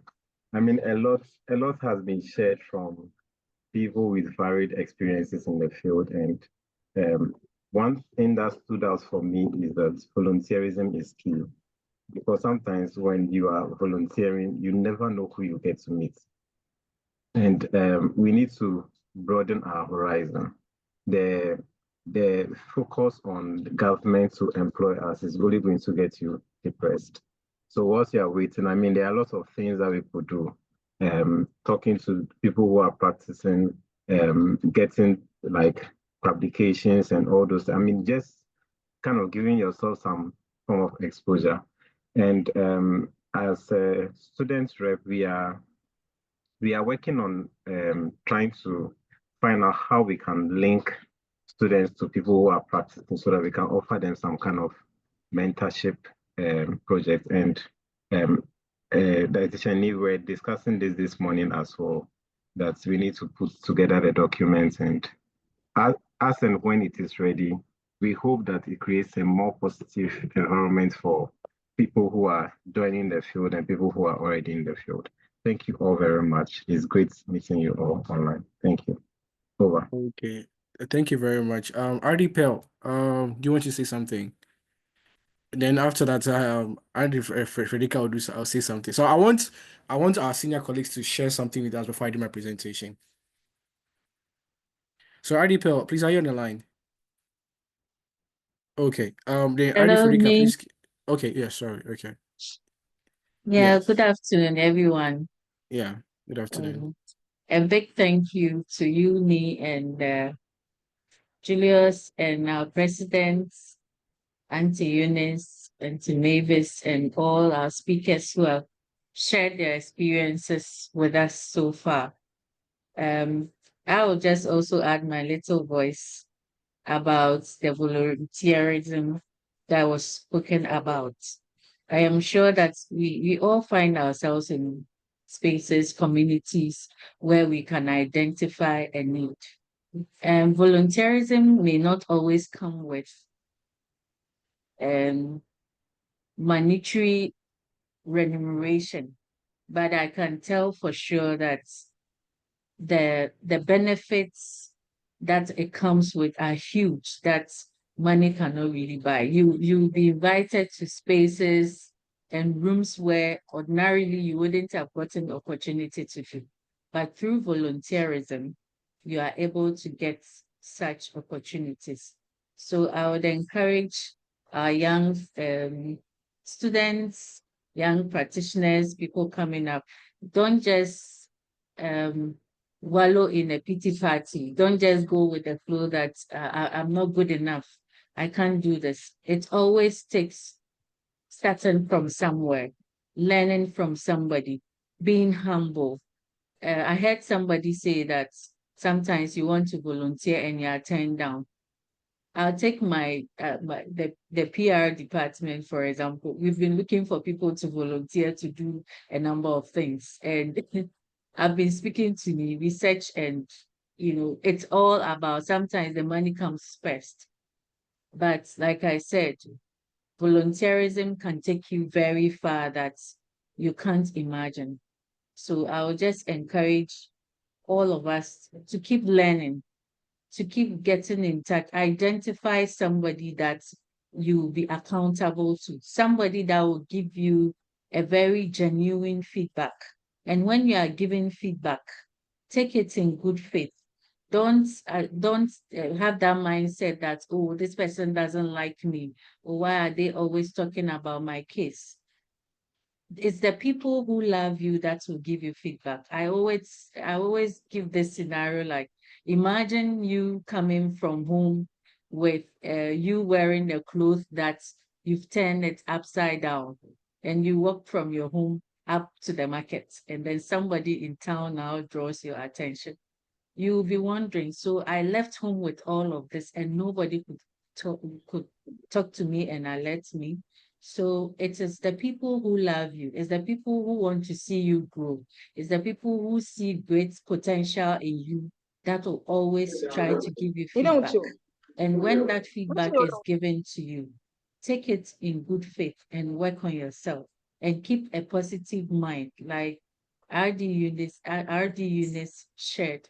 It takes you yourself waking up every day and identifying yourself with who God says you are and listening to that positive voice every day than the negative voices that you'll be hearing along the way. So thank you very much for making time for this. I wish you all well. Thank you. Thank you very much, Auntie Pearl. So before Auntie Pearl, sorry, Auntie Frederica talk shares her side, what I'll say is this. Hey, please. Okay. No, please, if you know your mic is on, please mute yourself. It's very important. Who's that? Okay. Thank you. Who is that? I'm not even seeing the person. Okay, thank you. Okay, so before Auntie Frederica shares her own, well, what I'll say is this. Yeah, so I'll give chance for questions. So Gand is coming up with the Gand mentorship program. This is a very big program. Now, this program is going to provide mentorship right from school into you coming out of school and all that. However, I'm going to encourage you to follow the social media handles of Gand from LinkedIn, Facebook, Instagram, and Twitter, because that is where everything would be posted. So you'll be surprised that we can open the slot for just 2 days and you'll not even hear about it. So if you're a student at intern, it's very important to follow the social media handles. There are other opportunities that we post on the social media handles too. And you'll be surprised it will not come on the WhatsApp platforms. And it will just be open for just 2 or 3 days. That means if you don't follow us and also put our social media handles on post notification, you'll miss out on some of this important information. So just go online, just search for GAND, Ghana Academy of Nutrition Dietetics. All the social media handles will come if you search for GAND in Google. I mean, on Google or anything, you would see that the handles would open. Just follow us. It's very important. So, Auntie Frederica, do you want to say something? Yes. Yes, I want to say a big thank you to you, the team, RD Prince and Auntie Eunice for this program. In fact, I when I saw it, I was excited and I joined. And then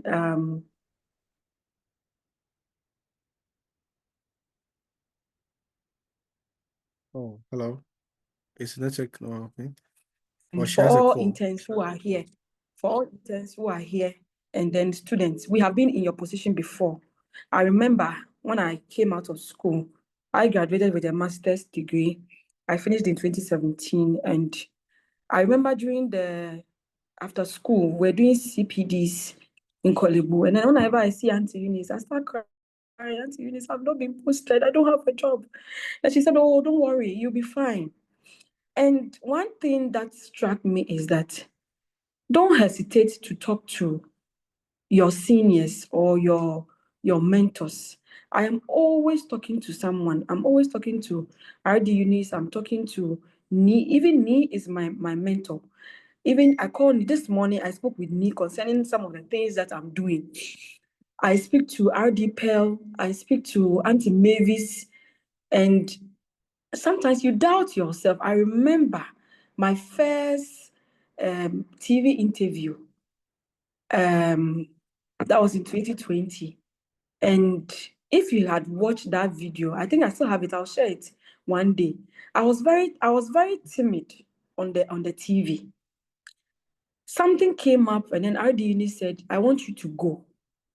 I want you to be the one to go." At that time, I had the experience, but even how will people see me when I talk? I'll fumble, and I was doubting myself. And RD Eunice in her presentation mentioned these things, that people have fear in doing things. People are afraid to start things. You are not alone. You can talk to your people who have your predecessors about what you want to do and how to go about it.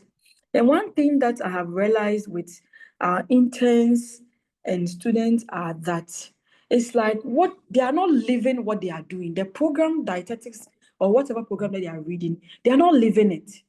The program is on another side and they are at other side. So you find interns come, they are preaching, don't eat processed food. They sit in the consulting rooms and they are drinking Coke, eating pizza and all that.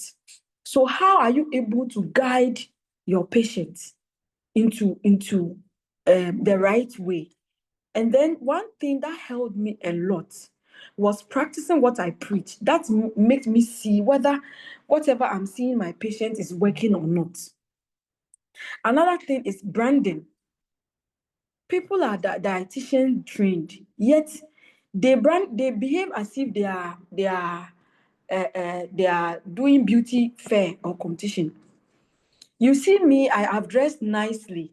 It's because I'm on social media. Or I always said that look how you want to be addressed. Interns come, people are out of school and they dress anyhow. If you dress anyhow, you will not be recognized or attended to. I once had a PA that I wanted to train. I sacked her because of her dressing.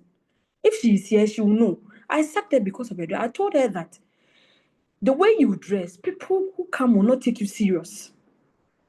Anybody who knows me, that whenever I put on my best dressing, it means that whatever consultations that I'm going to do, I'm going to charge according to my dressing. So you dress anyhow, you are in some jeans and some tank top, and you are going to consult. Who will take you serious? This conversation will be for another day. But interns or if you want to come out well and grow, you have to be open to criticisms, feedbacks. People are not happy when you criticize them or you give them a feedback, people are not, you are on social media, but we are following people who are not going to impact on our career. Interns come and ask them, you're always on TikTok, who do you follow? What are you watching? Are you watching other dietitians in abroad or in Ghana and what they are doing? That will impact on what you do. The interns are not doing that. And so you sit at home and you say you don't have job. Most of us, what has shaped us is people that we saw online and what they are doing. And it helped us. I remember when I started online, I started with general dietetics and pediatric dietitian. I realized that I like pediatrics so much, but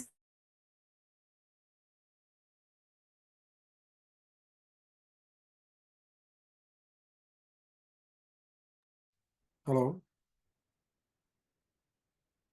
Hello? Can you hear me? was muted, so everything I have said has gone wasted. Oh no, I think I got it. You spoke about the pediatrics. That's why it's Yeah.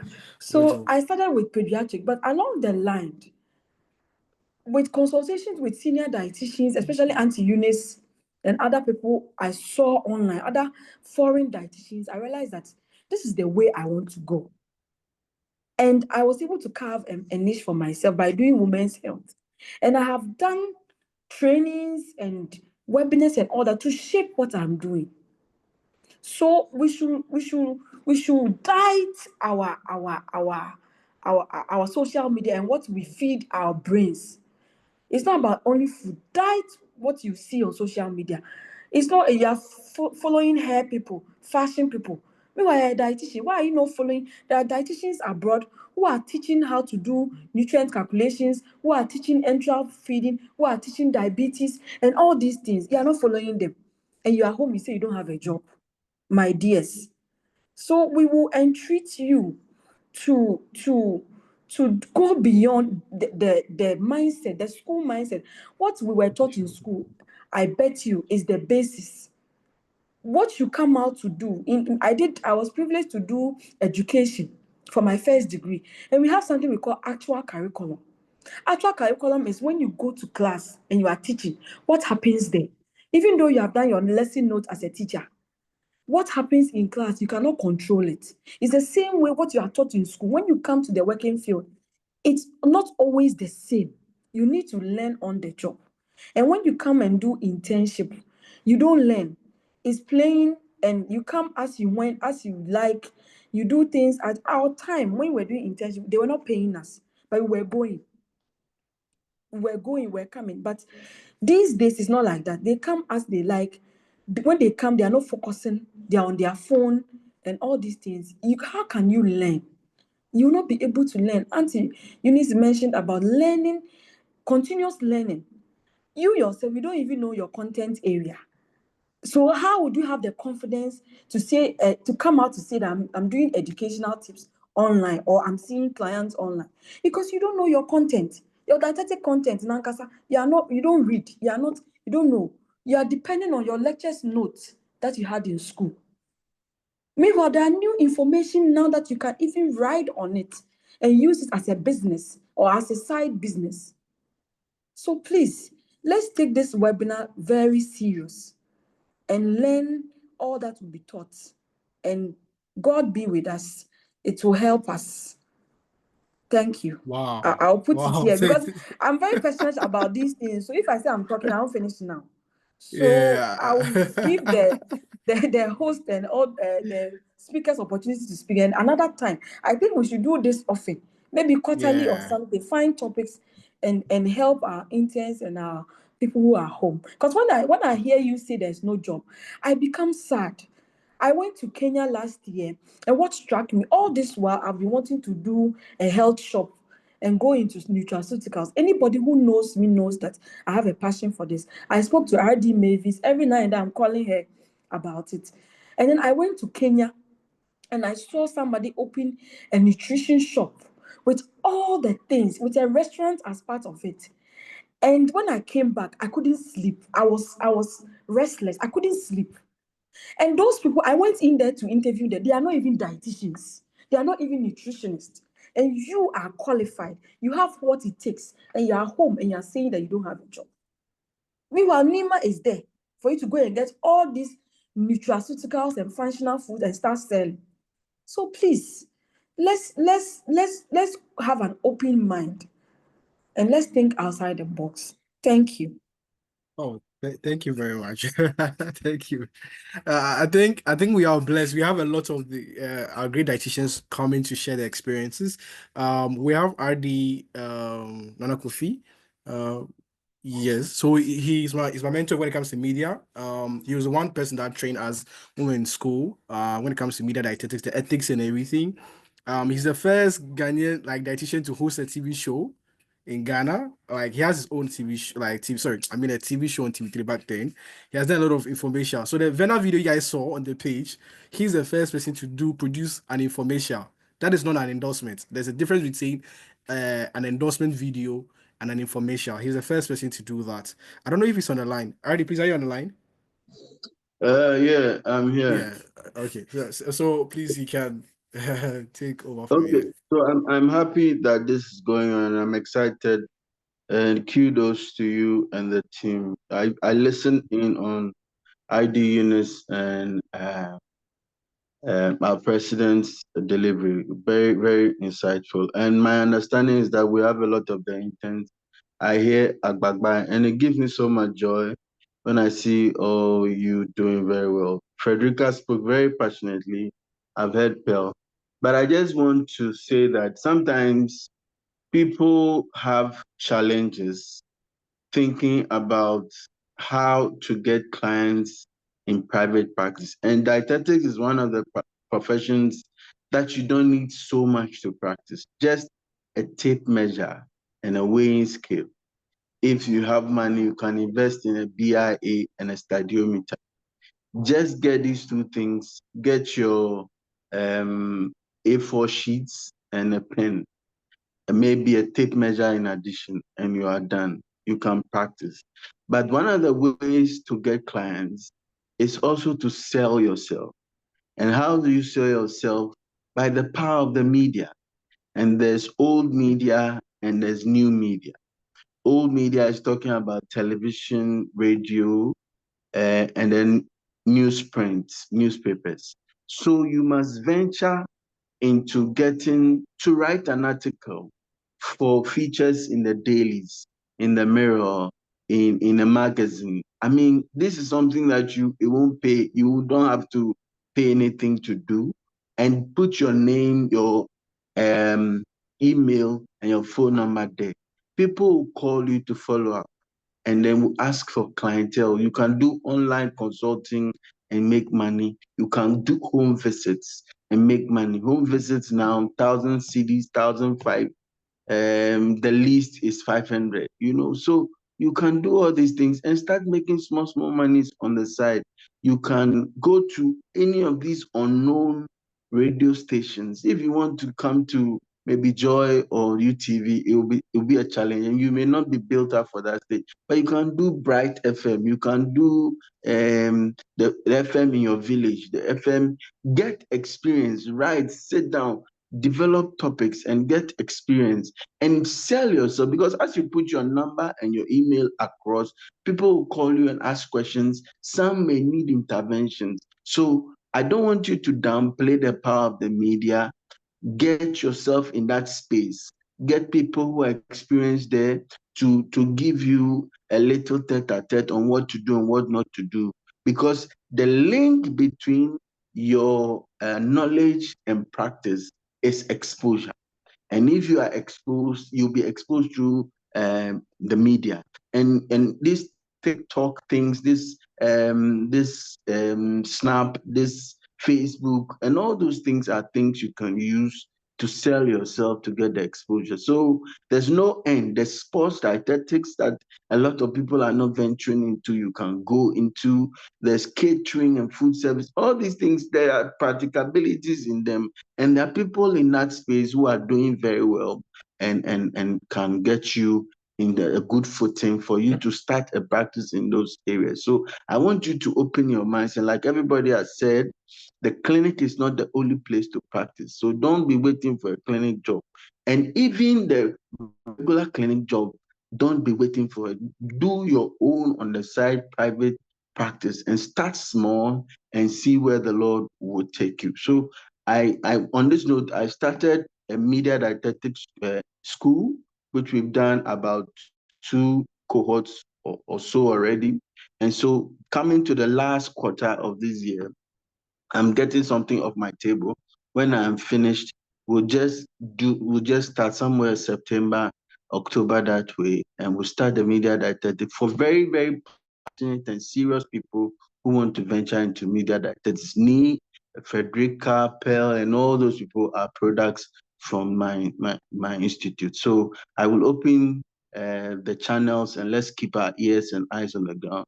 We must take over the media space with a lot of, and now our visibility is high. Everybody knows that there's a dietitian and there's dietary education. That's also a way to sell yourself, to get a practice off the ground. I don't want to speak too much, so thank you.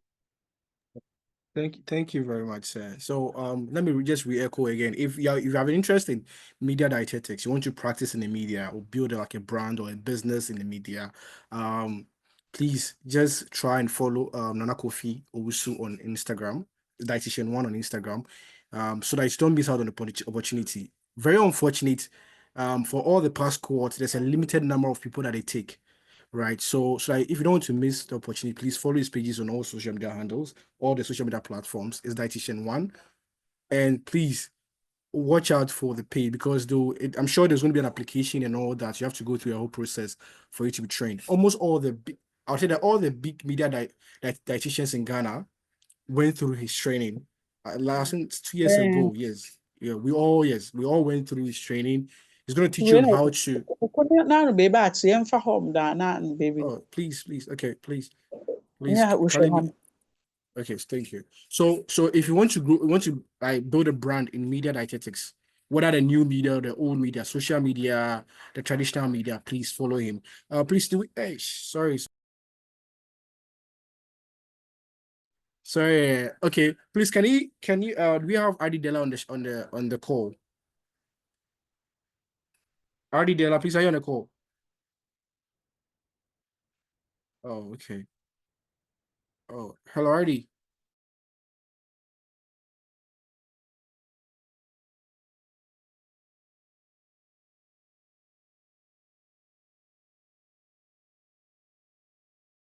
Hello. If we don't have RD Della yet, Edna, please, are you Edna? I'm here. Or do we have okay, sir. Please you can take over then. Yes. Good afternoon, guys. Good afternoon. Yeah. I must say that I'm really thrilled by the event so far. The presentations have been amazing. The seniors have also shared a lot of very wealthy experience with us. And I can only say that, guys, do as you have been encouraged. There is a lot of opportunity in the profession. We have only scratched the surface. I was just looking at the numbers of dietitians in Ghana, and we are just about 1,000 licensed dietitians. In fact, the number is just around 800. And if you even add the interns who are yet to write their exams, we are just hanging around 1,200 dietitians. And the Ghanaian population is already over 30 plus million people. So yes, if you look at it critically, the demand for dietetics practice is amazing. And so we are in the profession at a time when the return on investment is super. All we need to do really is to put ourselves in the line of opportunities, and the rest will be raking in the profits. I don't want to repeat what has already been said, especially by our president. Volunteerism is a way to start. I know in other professions like law, when you graduate from your training, it's as part of the process of mentoring. You would have to do some housemanship in an established firm. And that's more like volunteerism. We have done it as national service, but this is more than national service.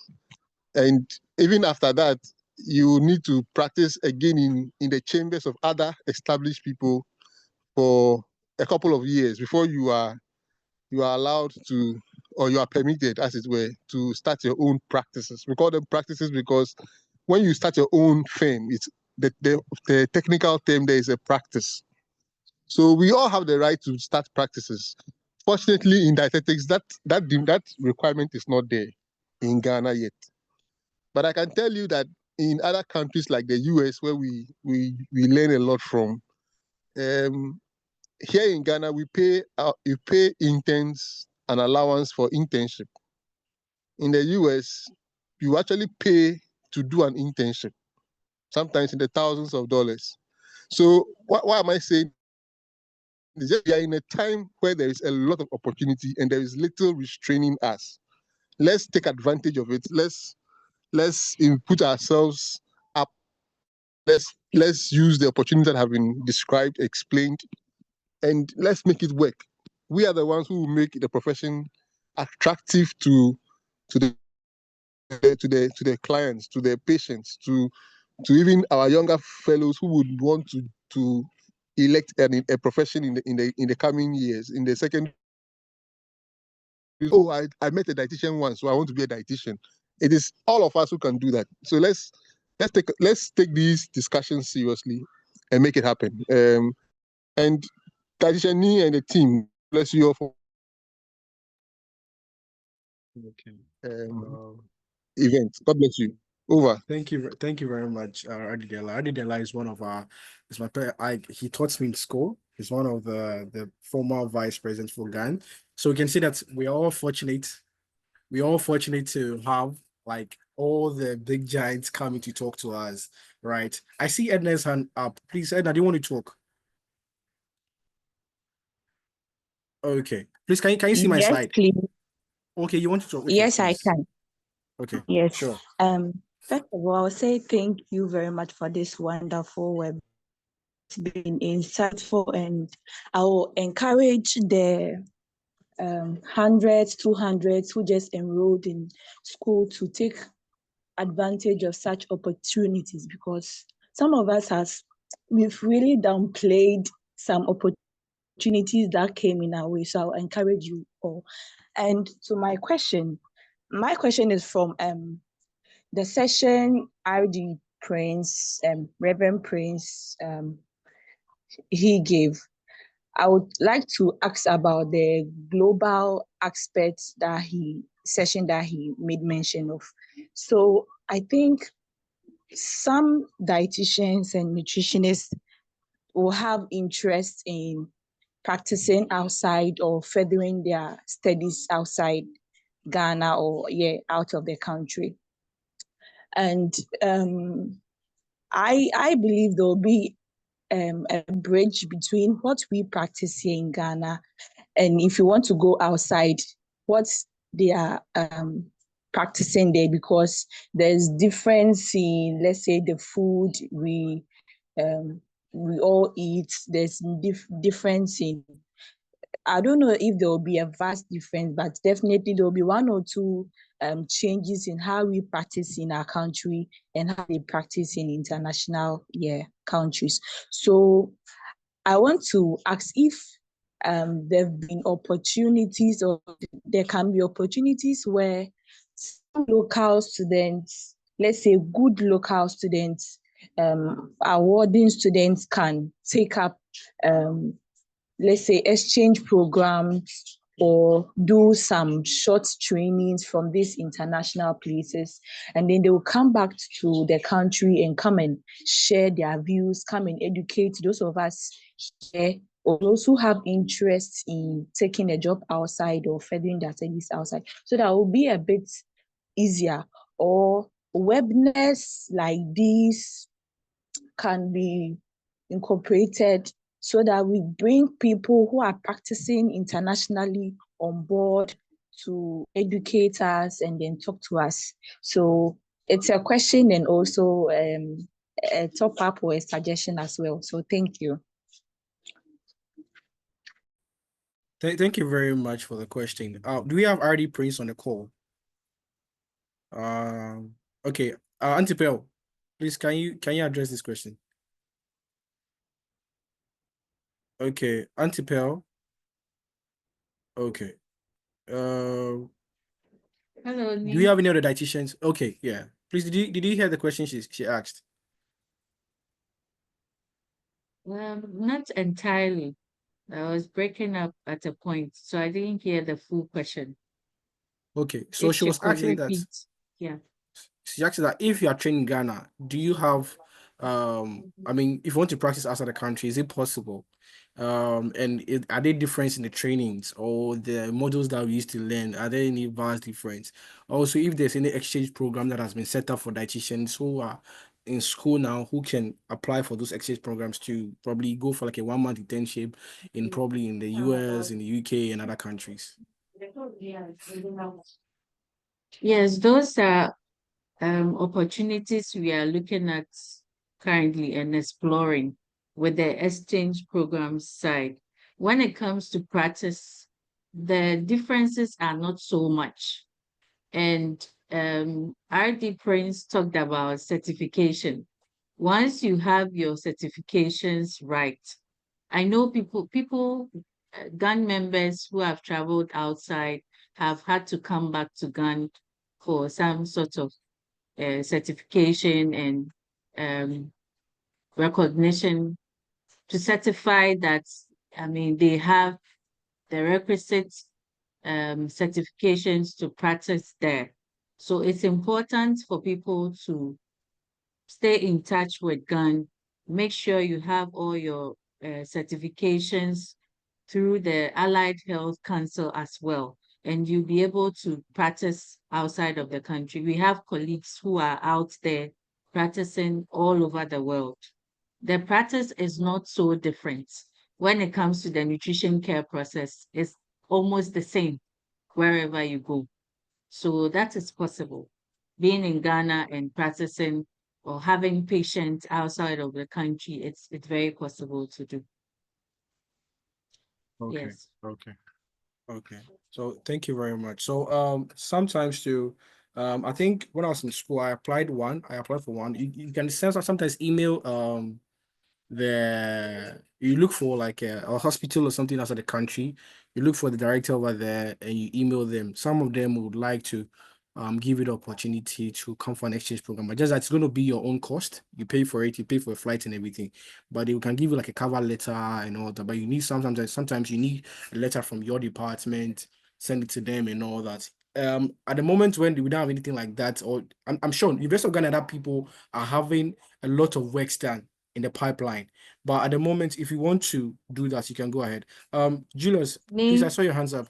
Yeah. Sorry, apart from the clinical practice, you see the whole point of also having this interaction is for people to understand that when we talk about dietetics or nutrition practice, it's not only limited to the clinic. There are fellowships that people can do that combine the clinical nutrition and public health nutrition. So when we are thinking about the practice, people shouldn't only think about being in the clinic. There are lots of fellowship opportunities that are available that you can apply. Some are fully paid for. You just have to pick up your suitcase or your bag and go and learn and come back. So yeah, there are opportunities like that.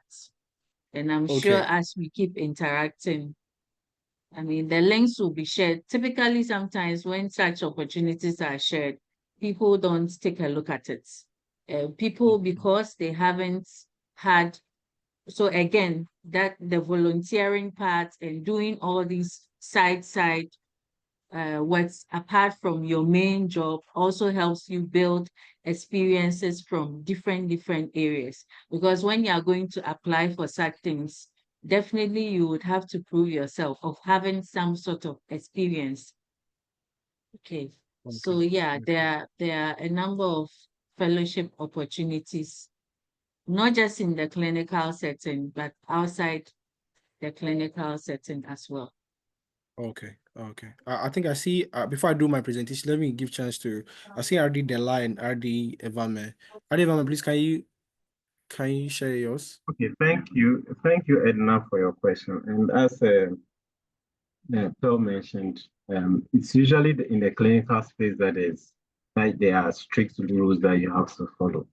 I know that a couple of years ago, University of Ghana has streamlined their curriculum so that the students can be able to fit into the US system. And I don't know of other campuses, but I mean, over the past few years, we've seen dietitians who have moved to the UK, to the US, to Germany, and other countries. So I will advise that whilst you are in school, or if you have plans of practicing outside, you can just, I mean, do a quick research on the requirement and position yourself in such a way that you can meet whatever they want you to meet, because some of them may require that you have a work experience of at least 2 years. Some of them and most of them, I mean, almost all of them will reach out to GAND to want to find out whether or not you are in good standing with the national professional body. So it means that you also have to be committed to whatever is happening in GAN, because if GAN doesn't know you, I'm not sure we are going to recommend you to any international body. Thank you. Okay, thank you very much. RD Dela, then after I can do my presentation. Yes, thank you. I think that it's always wonderful when people that you have worked with are able to read your mind. It's so beautiful.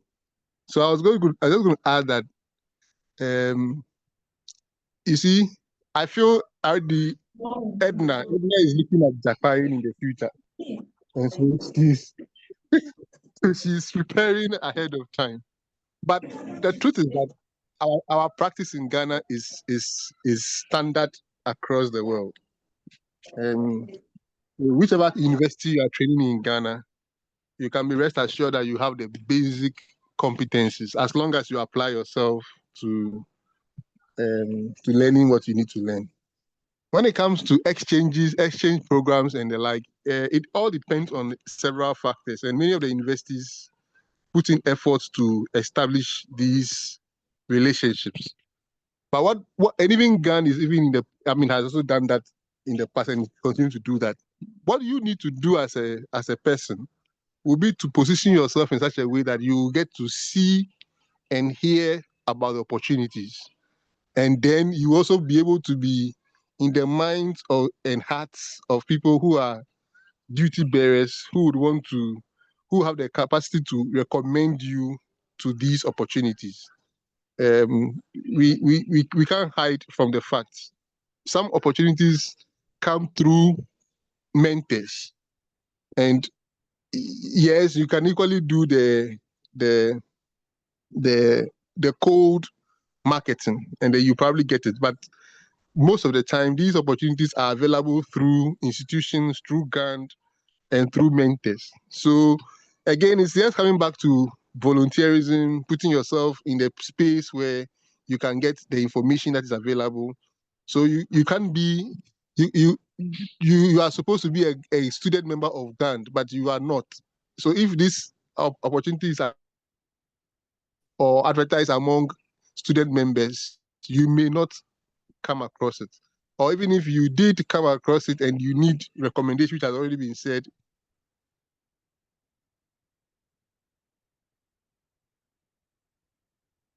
mentors who you are not working with to support you.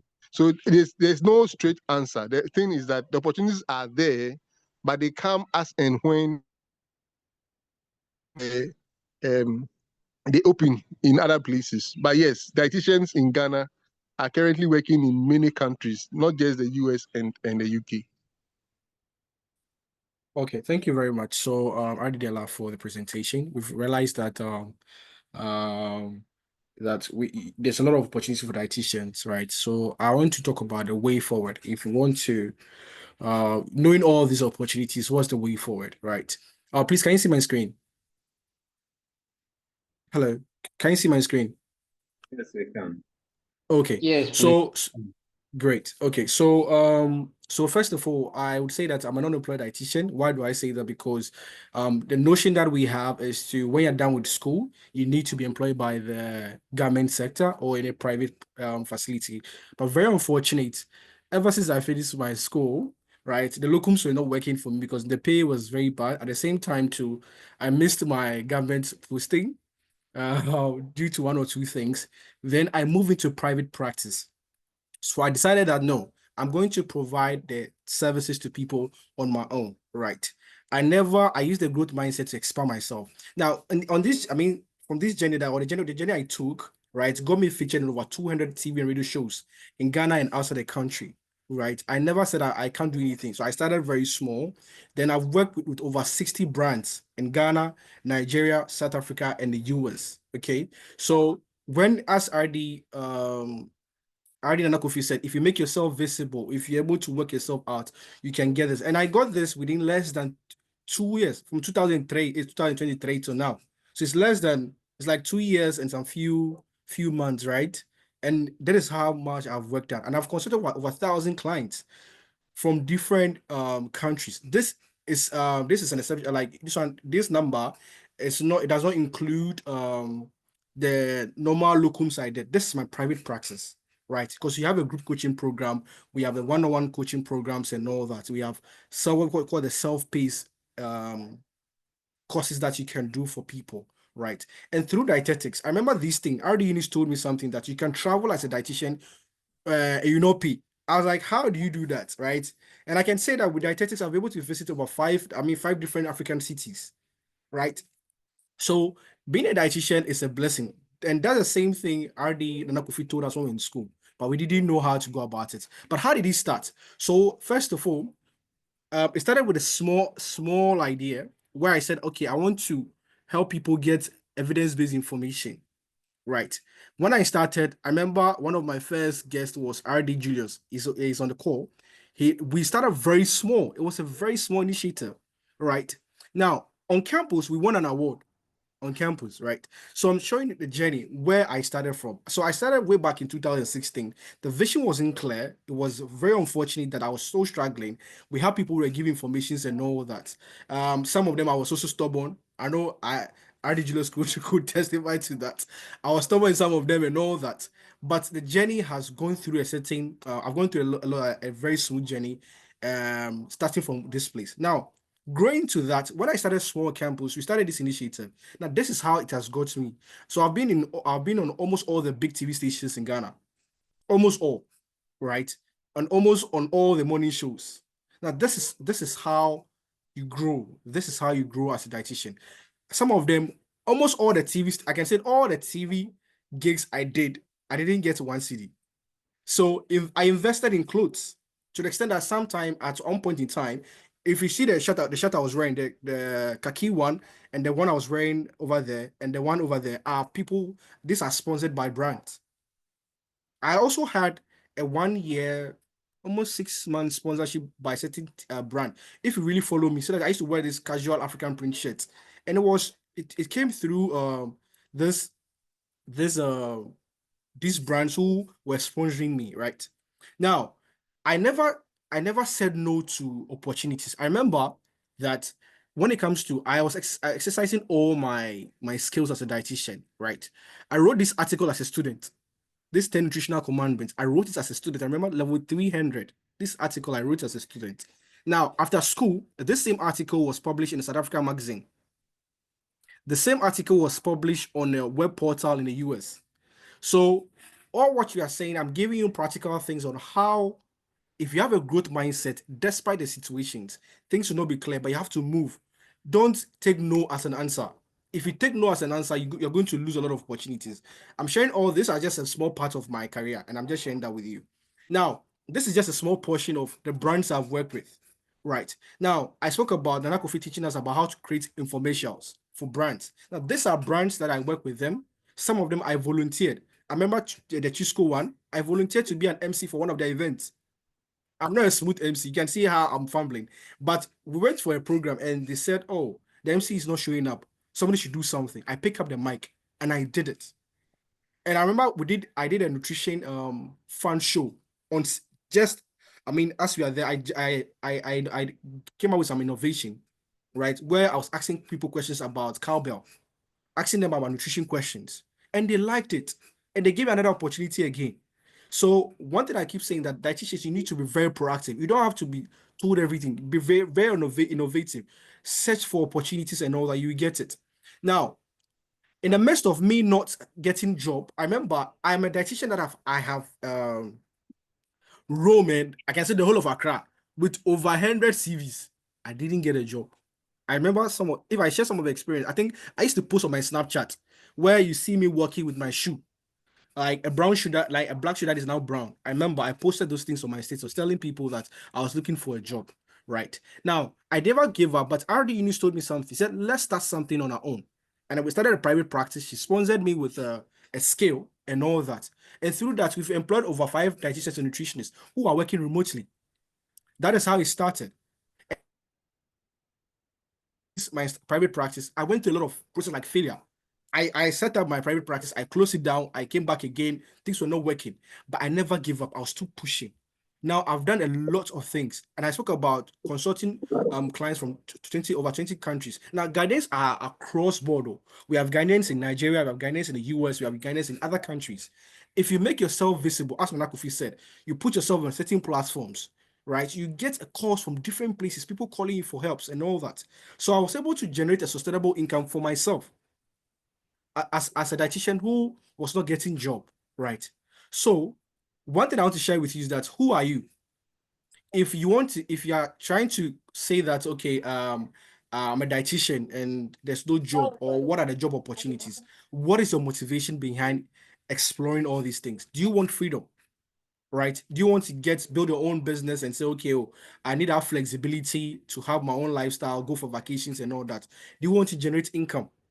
Right? The private practice is very lucrative. I can tell you, I was telling RD Frederica is on the call. We know some non-dietitians who generate about 25,000 CDs from weight loss boot camps. I've seen I work with a lot of them. Some of them I consult for them as a dietitian and develop their meal plans for their group. And I know amount of money they generate. So the market, it's very good, but you need mentorship. If you want to make more impact, right? Do you want to help people change their diet, help them recover from some of the conditions that are reversible?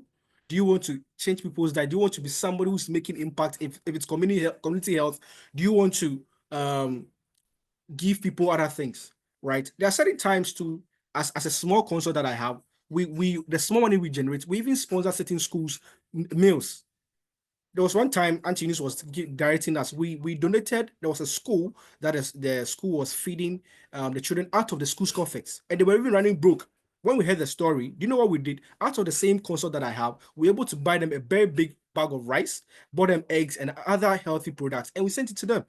So although as a dietitian, I'm having freedom and having my own flexibility, I'm making more money, I'm also making impact. There are certain people currently, we produce about 25 cereals. We've given it to mothers who want to start complementary feed but do not have money, and we can't give them cereal. So we use that money, produce 25 pieces of cereals, about the 2-liter bottles, and we shared it to them. Some give them free handies and all that. There's a little we are doing. And I know there are some people that want to make more impact. So if you ask yourself, do I want to make money? Do I want to get more freedom? Do I want to start a brand and all that? And that is what I'm going to share with you.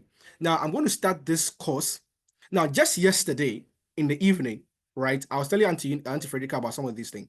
I attended a seminar like this, a conference, like not like a webinar like this. And do you know how much they charge for it?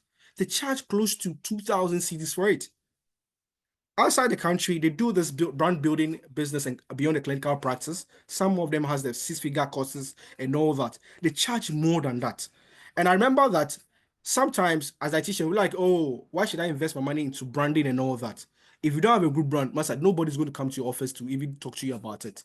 So as a young person who you want to build a business, you want to build a brand. Now, the value of this program is just 350 CDs. But we spoke to Gand, and GAN access to slash it down. So GAN has given us a way to slash it down, and they're going to take some of the cost, right? And you're going to get, for the first 100 people, you're getting 300 CDs discount. This is going to be a master class to tell you how to identify your niche, how to build a nutrition brand and business, how to monetize a nutrition business, and how to leverage on social media. These are things I have done. I have a practical experience about it, and I've been to over 6 different webinars and conferences. And there's one thing I keep telling young dietitians: you need to invest in your craft. I never got this opportunity. Recently, I was telling things about it. I paid about 2,300 or something for a customer service workshop.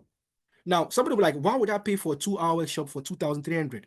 It doesn't make sense, right? But the things I learned over there, I can develop a whole nutrition product, a service-based product, using the models that I learned over there. And I charge for it, right? So don't postpone this opportunity. We are going to share this link on the page, on the main page, right?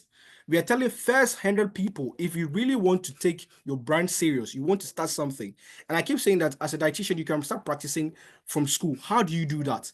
You don't practice, you practice under the license of a dietitian through mentorship, right? We'll teach you how to do that as a young dietitian. So that when you come back, you come out of school, you're already a brand that people can patronize. You're already a person that businesses can have conversations with, right? So think about this, because trust me, after the first 100 people sign up, it goes back to the 350 cities. And this is how you exercise your growth mindset. Growth mindset, they don't give excuses when it comes to money. They don't give excuses when it comes to growing. They take every opportunity. Auntie Frederica is on the call. She booked for one of the discovery calls for business coaching. Actually, it was 1 hour was $100. So she has also booked for that training. So people are investing because the curriculum we have as dietitians, right, do not have a business attached to it. So if you don't have those business skills, you would end up doing programs and be charging 50 cedis, doing programs and be charging 20 cedis. Meanwhile, there are other non-nutrition professionals who are charging 500 cedis and 2,000 cedis. Recently, we had one on the call, right? So the link is on the page. First 100 people. No, so there's one dietitian who came to Ghana. She was from Pakistan. She came to Ghana to practice for some months. And she was charging 1,200 cedis for her first consult. And trust me, people were going for it. Why? Because she has been able to position a brand. She has been able to position herself. And I know some clients who had a service, right? They spoke about collaborations. Immediately, I never fought her. You know what I did? I reached out to her and told her that, oh, I have a skill of helping people achieve their health goals using Ghanaian diet. So if you need help, let me complement you. And she said, okay, that's fine. If I get a client who needs a Ghanaian meal plan, I'm going to link up with you and we have the split. This is what we are called. This is the growth mindset we're talking about. And I've exercised all this and I'm going to share with you. And we are saying that take this opportunity, come and learn how you can start a brand, how you can build a business, how you can make money out of nutrition. Even as a student, there's a way you can start a business as a student, even a brand as a student. I was advising some of the nutrition content creators in UCC that you don't have, if I started, I'm going to give an example. If you're a content creator as a dietitian, as a dietetic student or nutrition student, you don't talk about diabetes because you'll be tempted to give certain claims, right? But you can do basic nutrition education, have a number of following, right? As a dietitian, it's not every brand you can influence for, right? And that is where Nana Kofi's course is going to come inside. There's a way we work with brands. There's a certain values you set and set it, because it's not every brand I influence for. There are some brands you don't have to influence for them because you're going to go against your values as a dietitian. So all these things are there that we're going to share with you, right? So take this opportunity for the first 100 people. Don't lose this opportunity. And let's have the masterclass. Let's go. The next webinar we're going to have a webinar. I'm proposing a webinar with RD Mavis on starting a private practice as a dietitian. Yes, and I don't know whether it's going to be paid or not, but we're going to have that conversations, and Gan is going to be part of it. So please, as Nemat Nutrition and Gant, we are doing so much well because we know some of our members are not employed, but we're going to put our measures in place that students can grow and interns can start their own businesses. They can start making money as the other non-professionals are doing it, right? So thank you very much for your time. Let me give opportunity for questions, right? Then we would end the session. In the next 11 minutes, you should be out of here, right? So if you have any question, please kindly let me know. You have a question, right? Okay. Yeah. Okay, so I don't know how to put this question though, but I'm trying my best to position myself for. Before that, with the very few encounters that I've had with registered nutritionists and dietitians in the various health sectors, looking at the nursing school of nursing and midwifery, for instance, they are bored. They advocate for them. Because looking at the last posting, it's like they posted those who completed in 2020. And before that, the government were saying because of the money, they have to stay so that they will post some of them, and then later on they will come and post the rest. And the officials there stood for their members, and they said if they are not ready to post those that completed in 2019 and 2020, when they post the other half, they are not coming to work. And I think it's a good advocacy for the School of Nursing and Midwifery, because it's like they make sure that their members or their trainees have gotten something to do aside establishing their own business. At least what they learned there should be applied in the government system, which that's the notion for us to also work in the government system aside working in our own entity.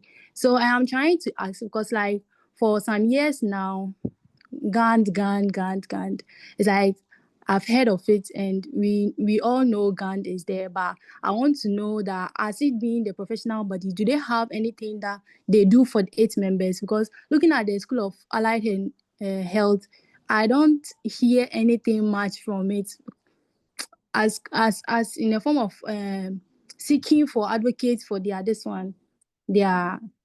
members. So I want to know if they have anything that they are doing in particular to tell the government, or in collaboration with the other bodies and directors, they are pushing their members to the government sectors. Or I want to know just anything like that as compared to the nursing people. Yeah, I don't even want the GAN executives to talk about that. I'm going to talk about that myself. So first of all, GAN is doing so much well. I've had a conversation with RD Beidu, RD Pell, Evame, the dietetic chair. They're doing so much well. Now, we all know in Ghana how politics play. It's a very strong thing that you need to have a strong friend saying strong backing. At the same time, our numbers as registered dietitians is very small. How many dietitians are registered with GAN? It's very small. Now, if you have a larger force, right? If we're able to pull ourselves together, we have a larger force in the media space, a larger force in numbers. If right now, if GAN says you're going to strike, you think they do not even mind us?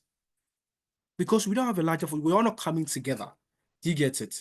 So these are some of the challenges that is also affecting them. However, Ghana has also taken a different strategy where we will not look at the government, but we'll look at empowering our people to set up their own things.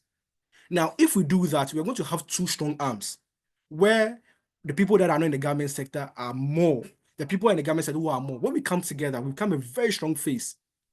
Do you get it? Do you get what I'm saying? Yes, I get you. Yeah. So what I'll say is this. First of all, I'm going to encourage GAN students to actively participate in GAN activities. With that, we can grow the arms. The other thing is that let's all volunteer for GAN activities.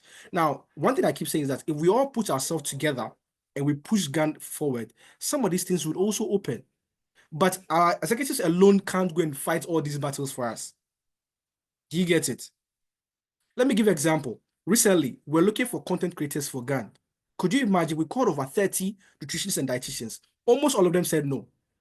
Now, if we don't have a strong face in the media, we don't have a strong face that are talking, who is going to know about the profession? And the thing is that we are all the same people. The same people complain that we don't get opportunities from our bosses. Now, they've created a whole media hub looking for people to create content. People are not showing up.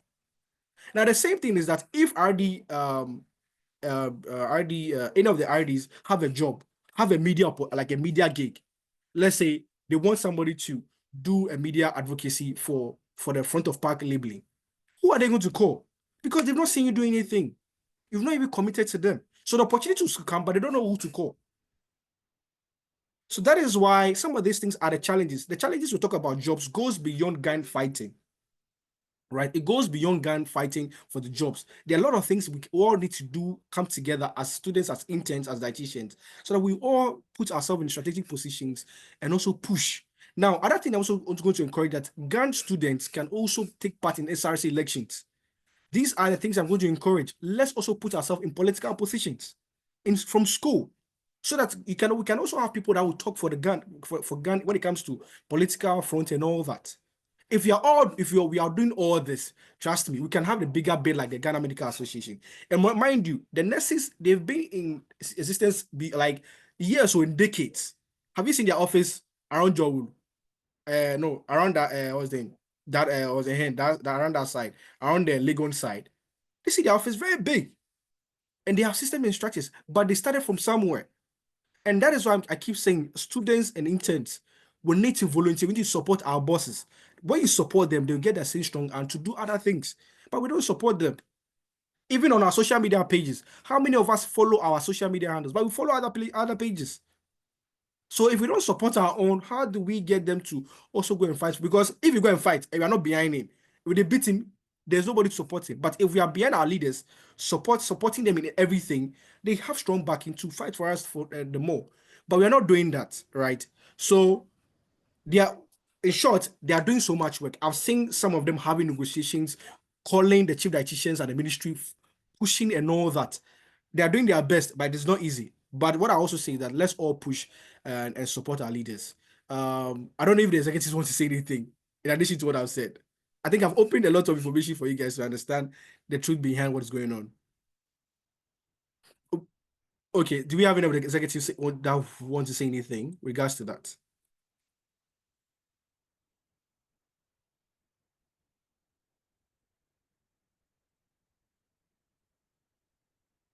Okay, any other person wants to ask a question?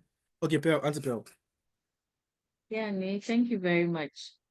So, like you rightly said, there are negotiations and talks that are ongoing. At the beginning of the year, I remember we circulated some Google Docs trying to get information about the number of people who are still at home, the number of people who are in the various facilities and all that. So these are all information that we picked to help us go into talks with various stakeholders to try to get members placed in the various spaces that may be available.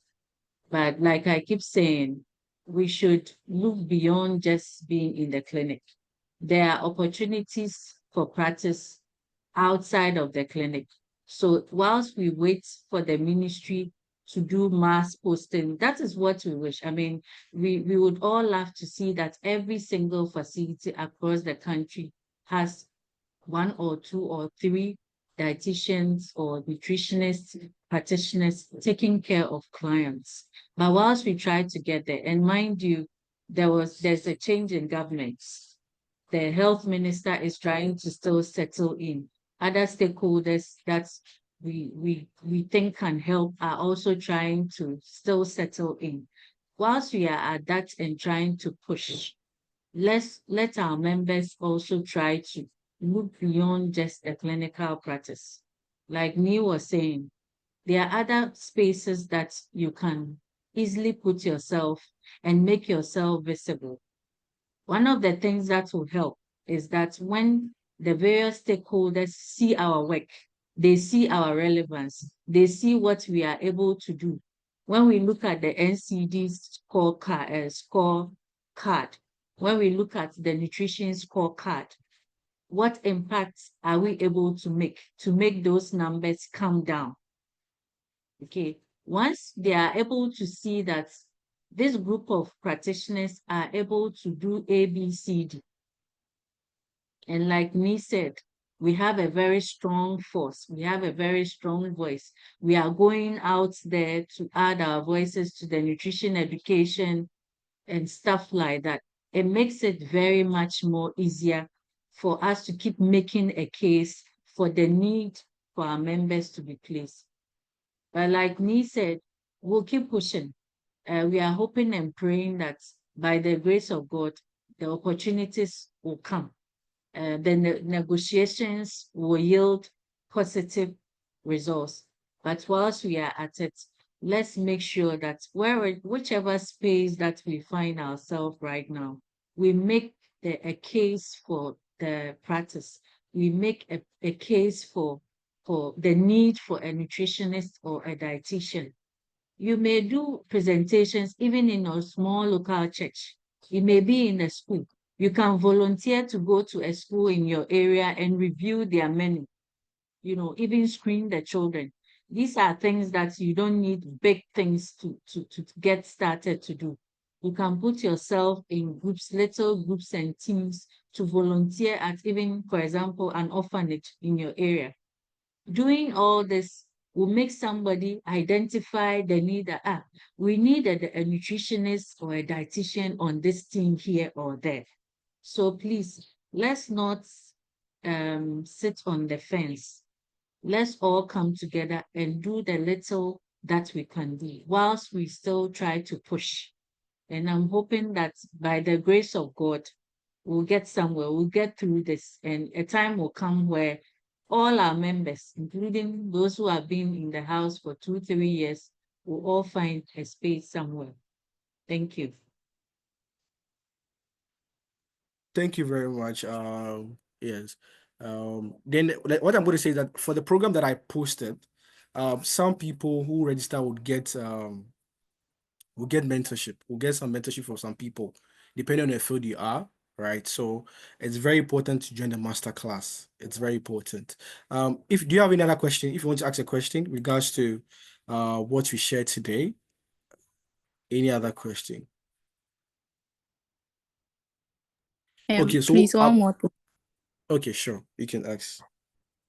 Okay, so I want to know if the licensure that we write is based on clinical practice, because it's like the nutrition and dietetics students, when we are going for the internship, let me say the attachment, some of our lecturers do advise us to enter into the industry. And then my thinking is that, what if we spend all our lives in the industry setting and then we come out preparing to write our licensure, and then we find out that what we really learned during the attachment space wasn't really relevant as compared to the writing of the licensure. So how then do we cope with moving out of our space and exploring new things whilst our licensure is ready, waiting for us?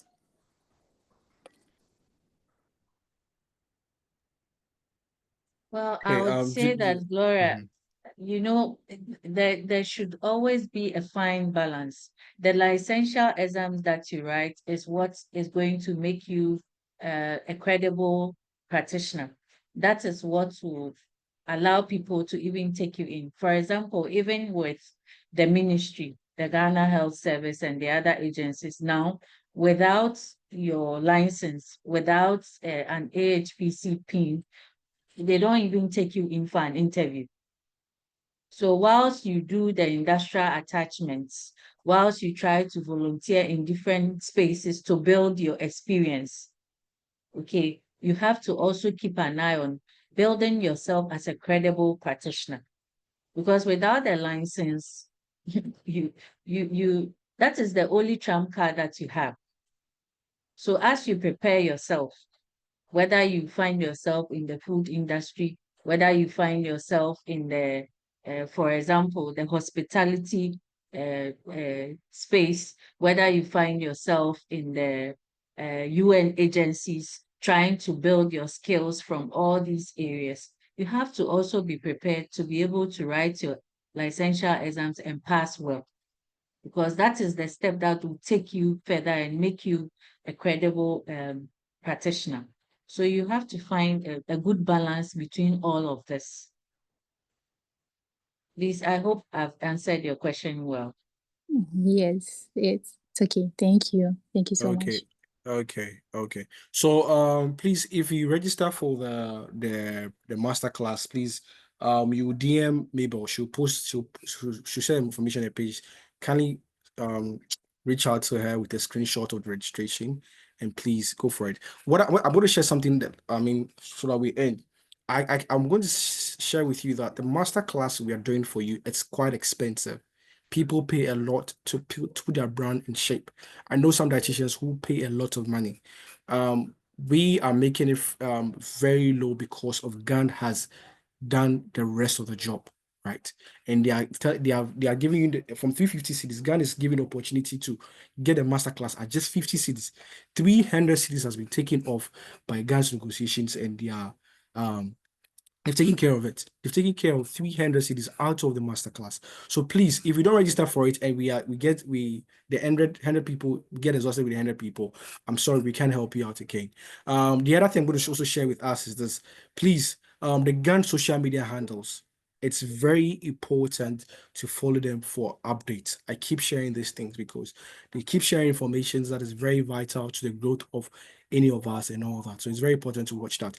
If you are a dietitian that you want to start practicing in media, right? Culinary, anywhere, like you want to start practicing as a sports dietitian, you want to look at how you want to start your brand, take opportunity, take the masterclass serious. And please, I keep saying it again. If we exhaust the 100 number, go back to 350 because GAN can pay beyond that. Right. So thank you very much for your time. If you what's the name? I think, yeah. So Auntie Pearl has shared the link in the comment section. Please, just go on the page and do that. Go follow us. If you are on TikTok, follow us on TikTok. If you're on Instagram, follow our Instagram. If you're on LinkedIn, follow our LinkedIn page. Please, it's very important. I keep stressing that because I know what's going to happen in this few months to come, and people will miss out some of us miss out on this opportunity, the mentorship, especially the mentorship program. People will miss out. And also, the last thing I'm going to share is that if you are the head of, like, the GANSA president, right? The GANSA president, please reach out to Evame. So if you are here from any of the institutions, right, send me a DM. I'm going to send the GANSA students reps number to you. He's looking for all of you guys because they have a whole program for you. I'm also going to encourage all the GANSA presidents in the various institutions. Please, what I want to tell you is that as part of your weekly your GANSA week celebration, set up seminars for some of these things like that. Set up seminars that talks about job opportunities in dietetics, branding dietetics, and all that. Do those things. I've done this for UCC twice, right? To the extent that, to God's glory, they've even called me for their department, the main department. So please take opportunity. Don't go be doing all those programs, those things. You can go for beach parties on your own, but create this impactful webinars, right? Call people on Anana Kofi. We have Julius there. We have Auntie Eunice. We have all the big giants over there who are ready to teach you what you're supposed to know before you come out of school. Unemployment is difficult. So I'm pleading with us, all of us, the GANSA presidents in the various institutions, reach out to Julius. I'll book for Julius's, he has slots, right, of coming to all the campuses. Please take his number, arrange with him. He's going to come with great guys like the people that came on board to come and share some of these things you're supposed to hear so that you don't come out of school and start crying that there's no job. But you start a brand. The influencers that we know, they started small in their corners. You can also start small as a student in your own corner. Okay, so it's something we need to take it serious. Thank you very much. Do we I have any think announcements from Gand? we got Auntie Alice and there's one more hand up. Joseph. He's on the one. Okay, Okay. please go ahead. Thank you very much for the opportunity. Please, my question is in relation to the volunteering and also on the topic of mentorship and also broaden our scope of practice as dietitians. I'd like to know if there is a way we can get maybe a list of dietitians in other fields. As my fellow colleague said, Gloria said that they do with in terms of the nutritionists, they go to the industries to go and do their attachments, but we the dietitians mostly do our attachment at the clinics. So we don't get the chance of meeting other dietitians from other fields.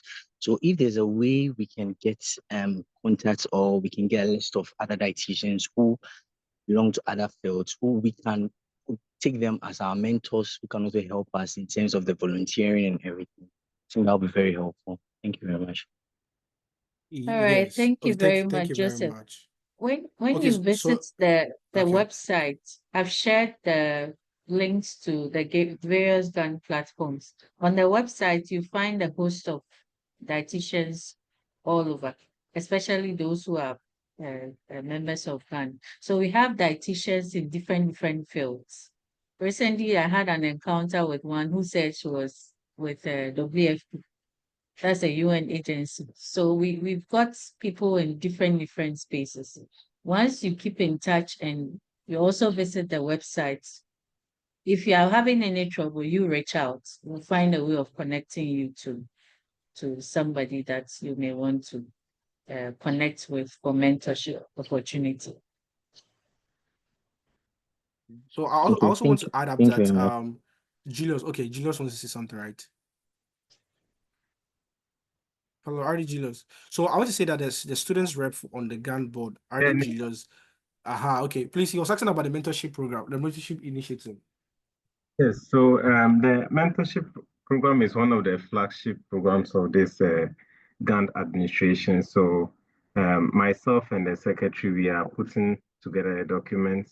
We are developing a whole guidebook on the mentorship so that it will be beneficial to both dietitians and students, interns, and as and when it is ready, would let you know. Over. Thank you very much. I think RD Alice will be the last person and would end the session. I think it's beyond 4 hours. All right. Thank you so much for all the submissions and the opportunity. Yes, so the aspect of your experiences as whether you are students or interns being relevant, especially towards your licensure exam. For those in final year that usually you would be posted for your internship, you have an induction ceremony that is being organized by the Allied Health Professional Council. And normally during this time, you are given a handbook or a logbook. Previously, they were not doing it, but they started it. And within that document, you find out areas of competencies that you are supposed to. So whether you are posted to a school, and I'm saying this because I've seen it over the years, when you talk to interns and they are going through it, they don't listen. It's when it's during getting closer to the licensure exam that they are now seeking for help. Now, when you go for this induction, whether you go or not, it is your responsibility to know the handbook or the logbook that is given out. And it spells out competencies that you need, whether as a nutritionist or a dietetic trainee. These competencies cut across clinical, community service, public health, food service, and all that. Please take note of it. And that should be the document that immediately you are posted. Send it to whoever is your supervisor or the administrator or whoever is going to be filling your forms or oversees your work. Let them know. So if you were posted like to an educational institution, what it means is that you may not have the clinical exposure during your internship. So you need to plan ahead of time and make arrangements with the hospital that during your internship period, you rotate there. But most of you would wait till it's closer and now it becomes a problem. So it's a problem for those that you are serving because they may have certain timelines that they want you and you cannot leave and it becomes a problem. So immediately you are being posted, take note of it, know the schedule of your work area. If it's in school, some are even posted to schools, not universities. Universities to even with that, it depends on the department you find yourself. Wherever you are, let them know their schedule. If it's academic work, you know when it's intensive and all that, then reach out to the facilities that you have dietitians or nutritionists who would give you the other exposure, which is clinical. Now, if you are also in the clinical setting too, there are some other areas that you also need to rotate. The same thing applies to you. Once you do that, you would have met all the competencies that have been spelled out by the Allied Health Professional Council. So the exam that mostly your licensure exam is a comprehensive one. It is not only clinical, it cuts across. And I think if we learn it now, particularly for those who are currently doing your internship, very soon you'll be going. If you haven't started, then it's not too late. Do it. And for those in final year, that very soon you'll be starting your internship, be aware of it so that when you go for your induction, whatever is competencies are spelled out, send it to your supervisors, and I think you'll be fine. So with the students, please, the student rep and the board is doing a lot of things, planning for you. And previously we didn't have this. So please, it's a right time that you may be a student. Just capitalize on it. The student executives, rally behind the executives and let these things be, encourage your group or your station that students would participate in everything, and you'll be paying for them very soon if you don't make use of the free ones. I wish you all well, and thank you for your this opportunity. Bye. Thank you very much. So we'll draw the curtains here. Yeah. It's very unfortunate we've spent more than we're So, supposed to. me, So yeah, okay. sorry, I forgot to mention this earlier. Audi Alice was the one who handed over to me. She was the past student rep for Gand. Oh, oh, oh, Alice, please, I'll take your number for All right. mentorship. Oh, that's fine. That's fine. Okay, I'm thank you very much. ready. I'm ready to serve. Okay, thank you very much. So, RD Julius, so first of all, I want to say thank you to GAN for this opportunity. They've offered us this platform. At the same time, too, they've also subsidized the masterclass for over 100 students, right? So it's very important that we show how much appreciation. The last thing is that please follow the GAN social media handles. I keep repeating this thing so that you don't miss on some of these important informations that they'll be sharing, especially in the mentorship program. For some of the mentorship program, it comes with some stipends and some support. We are hoping for it. So you don't miss out on these things. We don't get these things on other places. So I would say that thank you for to everyone. Francisca, do you want to say something? Okay. So Francisca, do you want to ask a question so that we close the Zoom? Okay. To find out about since I'm in the Western Zone, and sometimes I see other zone organize some webinars and other stuff. I want to know if there are any of the Western zones around. Sometimes I want to know who to contact to see what we can do, but it's like I don't know who to go to. So I'm even in a different zone other than the zone I'm even supposed to be in. So those zones, I don't know if the our final authorities can maybe let us know how the zones would help us so that we'd also volunteer at the places that are closest to us. For instance, I'm in Takwa. If they're doing something in Accra, they're hosting something, unless it's virtual, that's only when I'm supposed to join. But if the zones in our community are also engaging in something that we could equally volunteer and get to know people, it would really help. It's a suggestion I want to.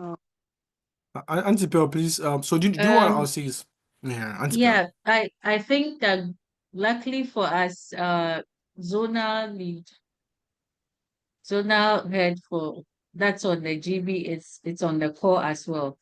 So Ardia better. I think her hand is even already up. She is the rep for the zones on Okay. GB. Yeah, so Yeah, so thank she'll speak you. on that. Thank you. The session has been a very productive and resourceful session. About the various zones, we have 6 zones as we speak, and all the zones are effective. Just that with the Western zone, we are now constituting the leadership for the Western zone for various activities to take off. So we are in the process of getting all the zones to be represented evenly on the GB, and then make sure that everything that every information or every resource, any webinar or activity that is taking place, all the zones will benefit from it. We are going to even have zonal projects and zonal CPDs for each of the zones. So with time, you get the information. But the Western zone, for now, you can contact Dr. Kasim. Dr. Kasim can be contacted with regards to the Western zone. And we will also post all the information details. You go to our website, to the GAN website, and you find the various zones there. You can reach out, click on your zone, and then you get information on the zonal lead and any activity that will be going on in the various zones. Thank you.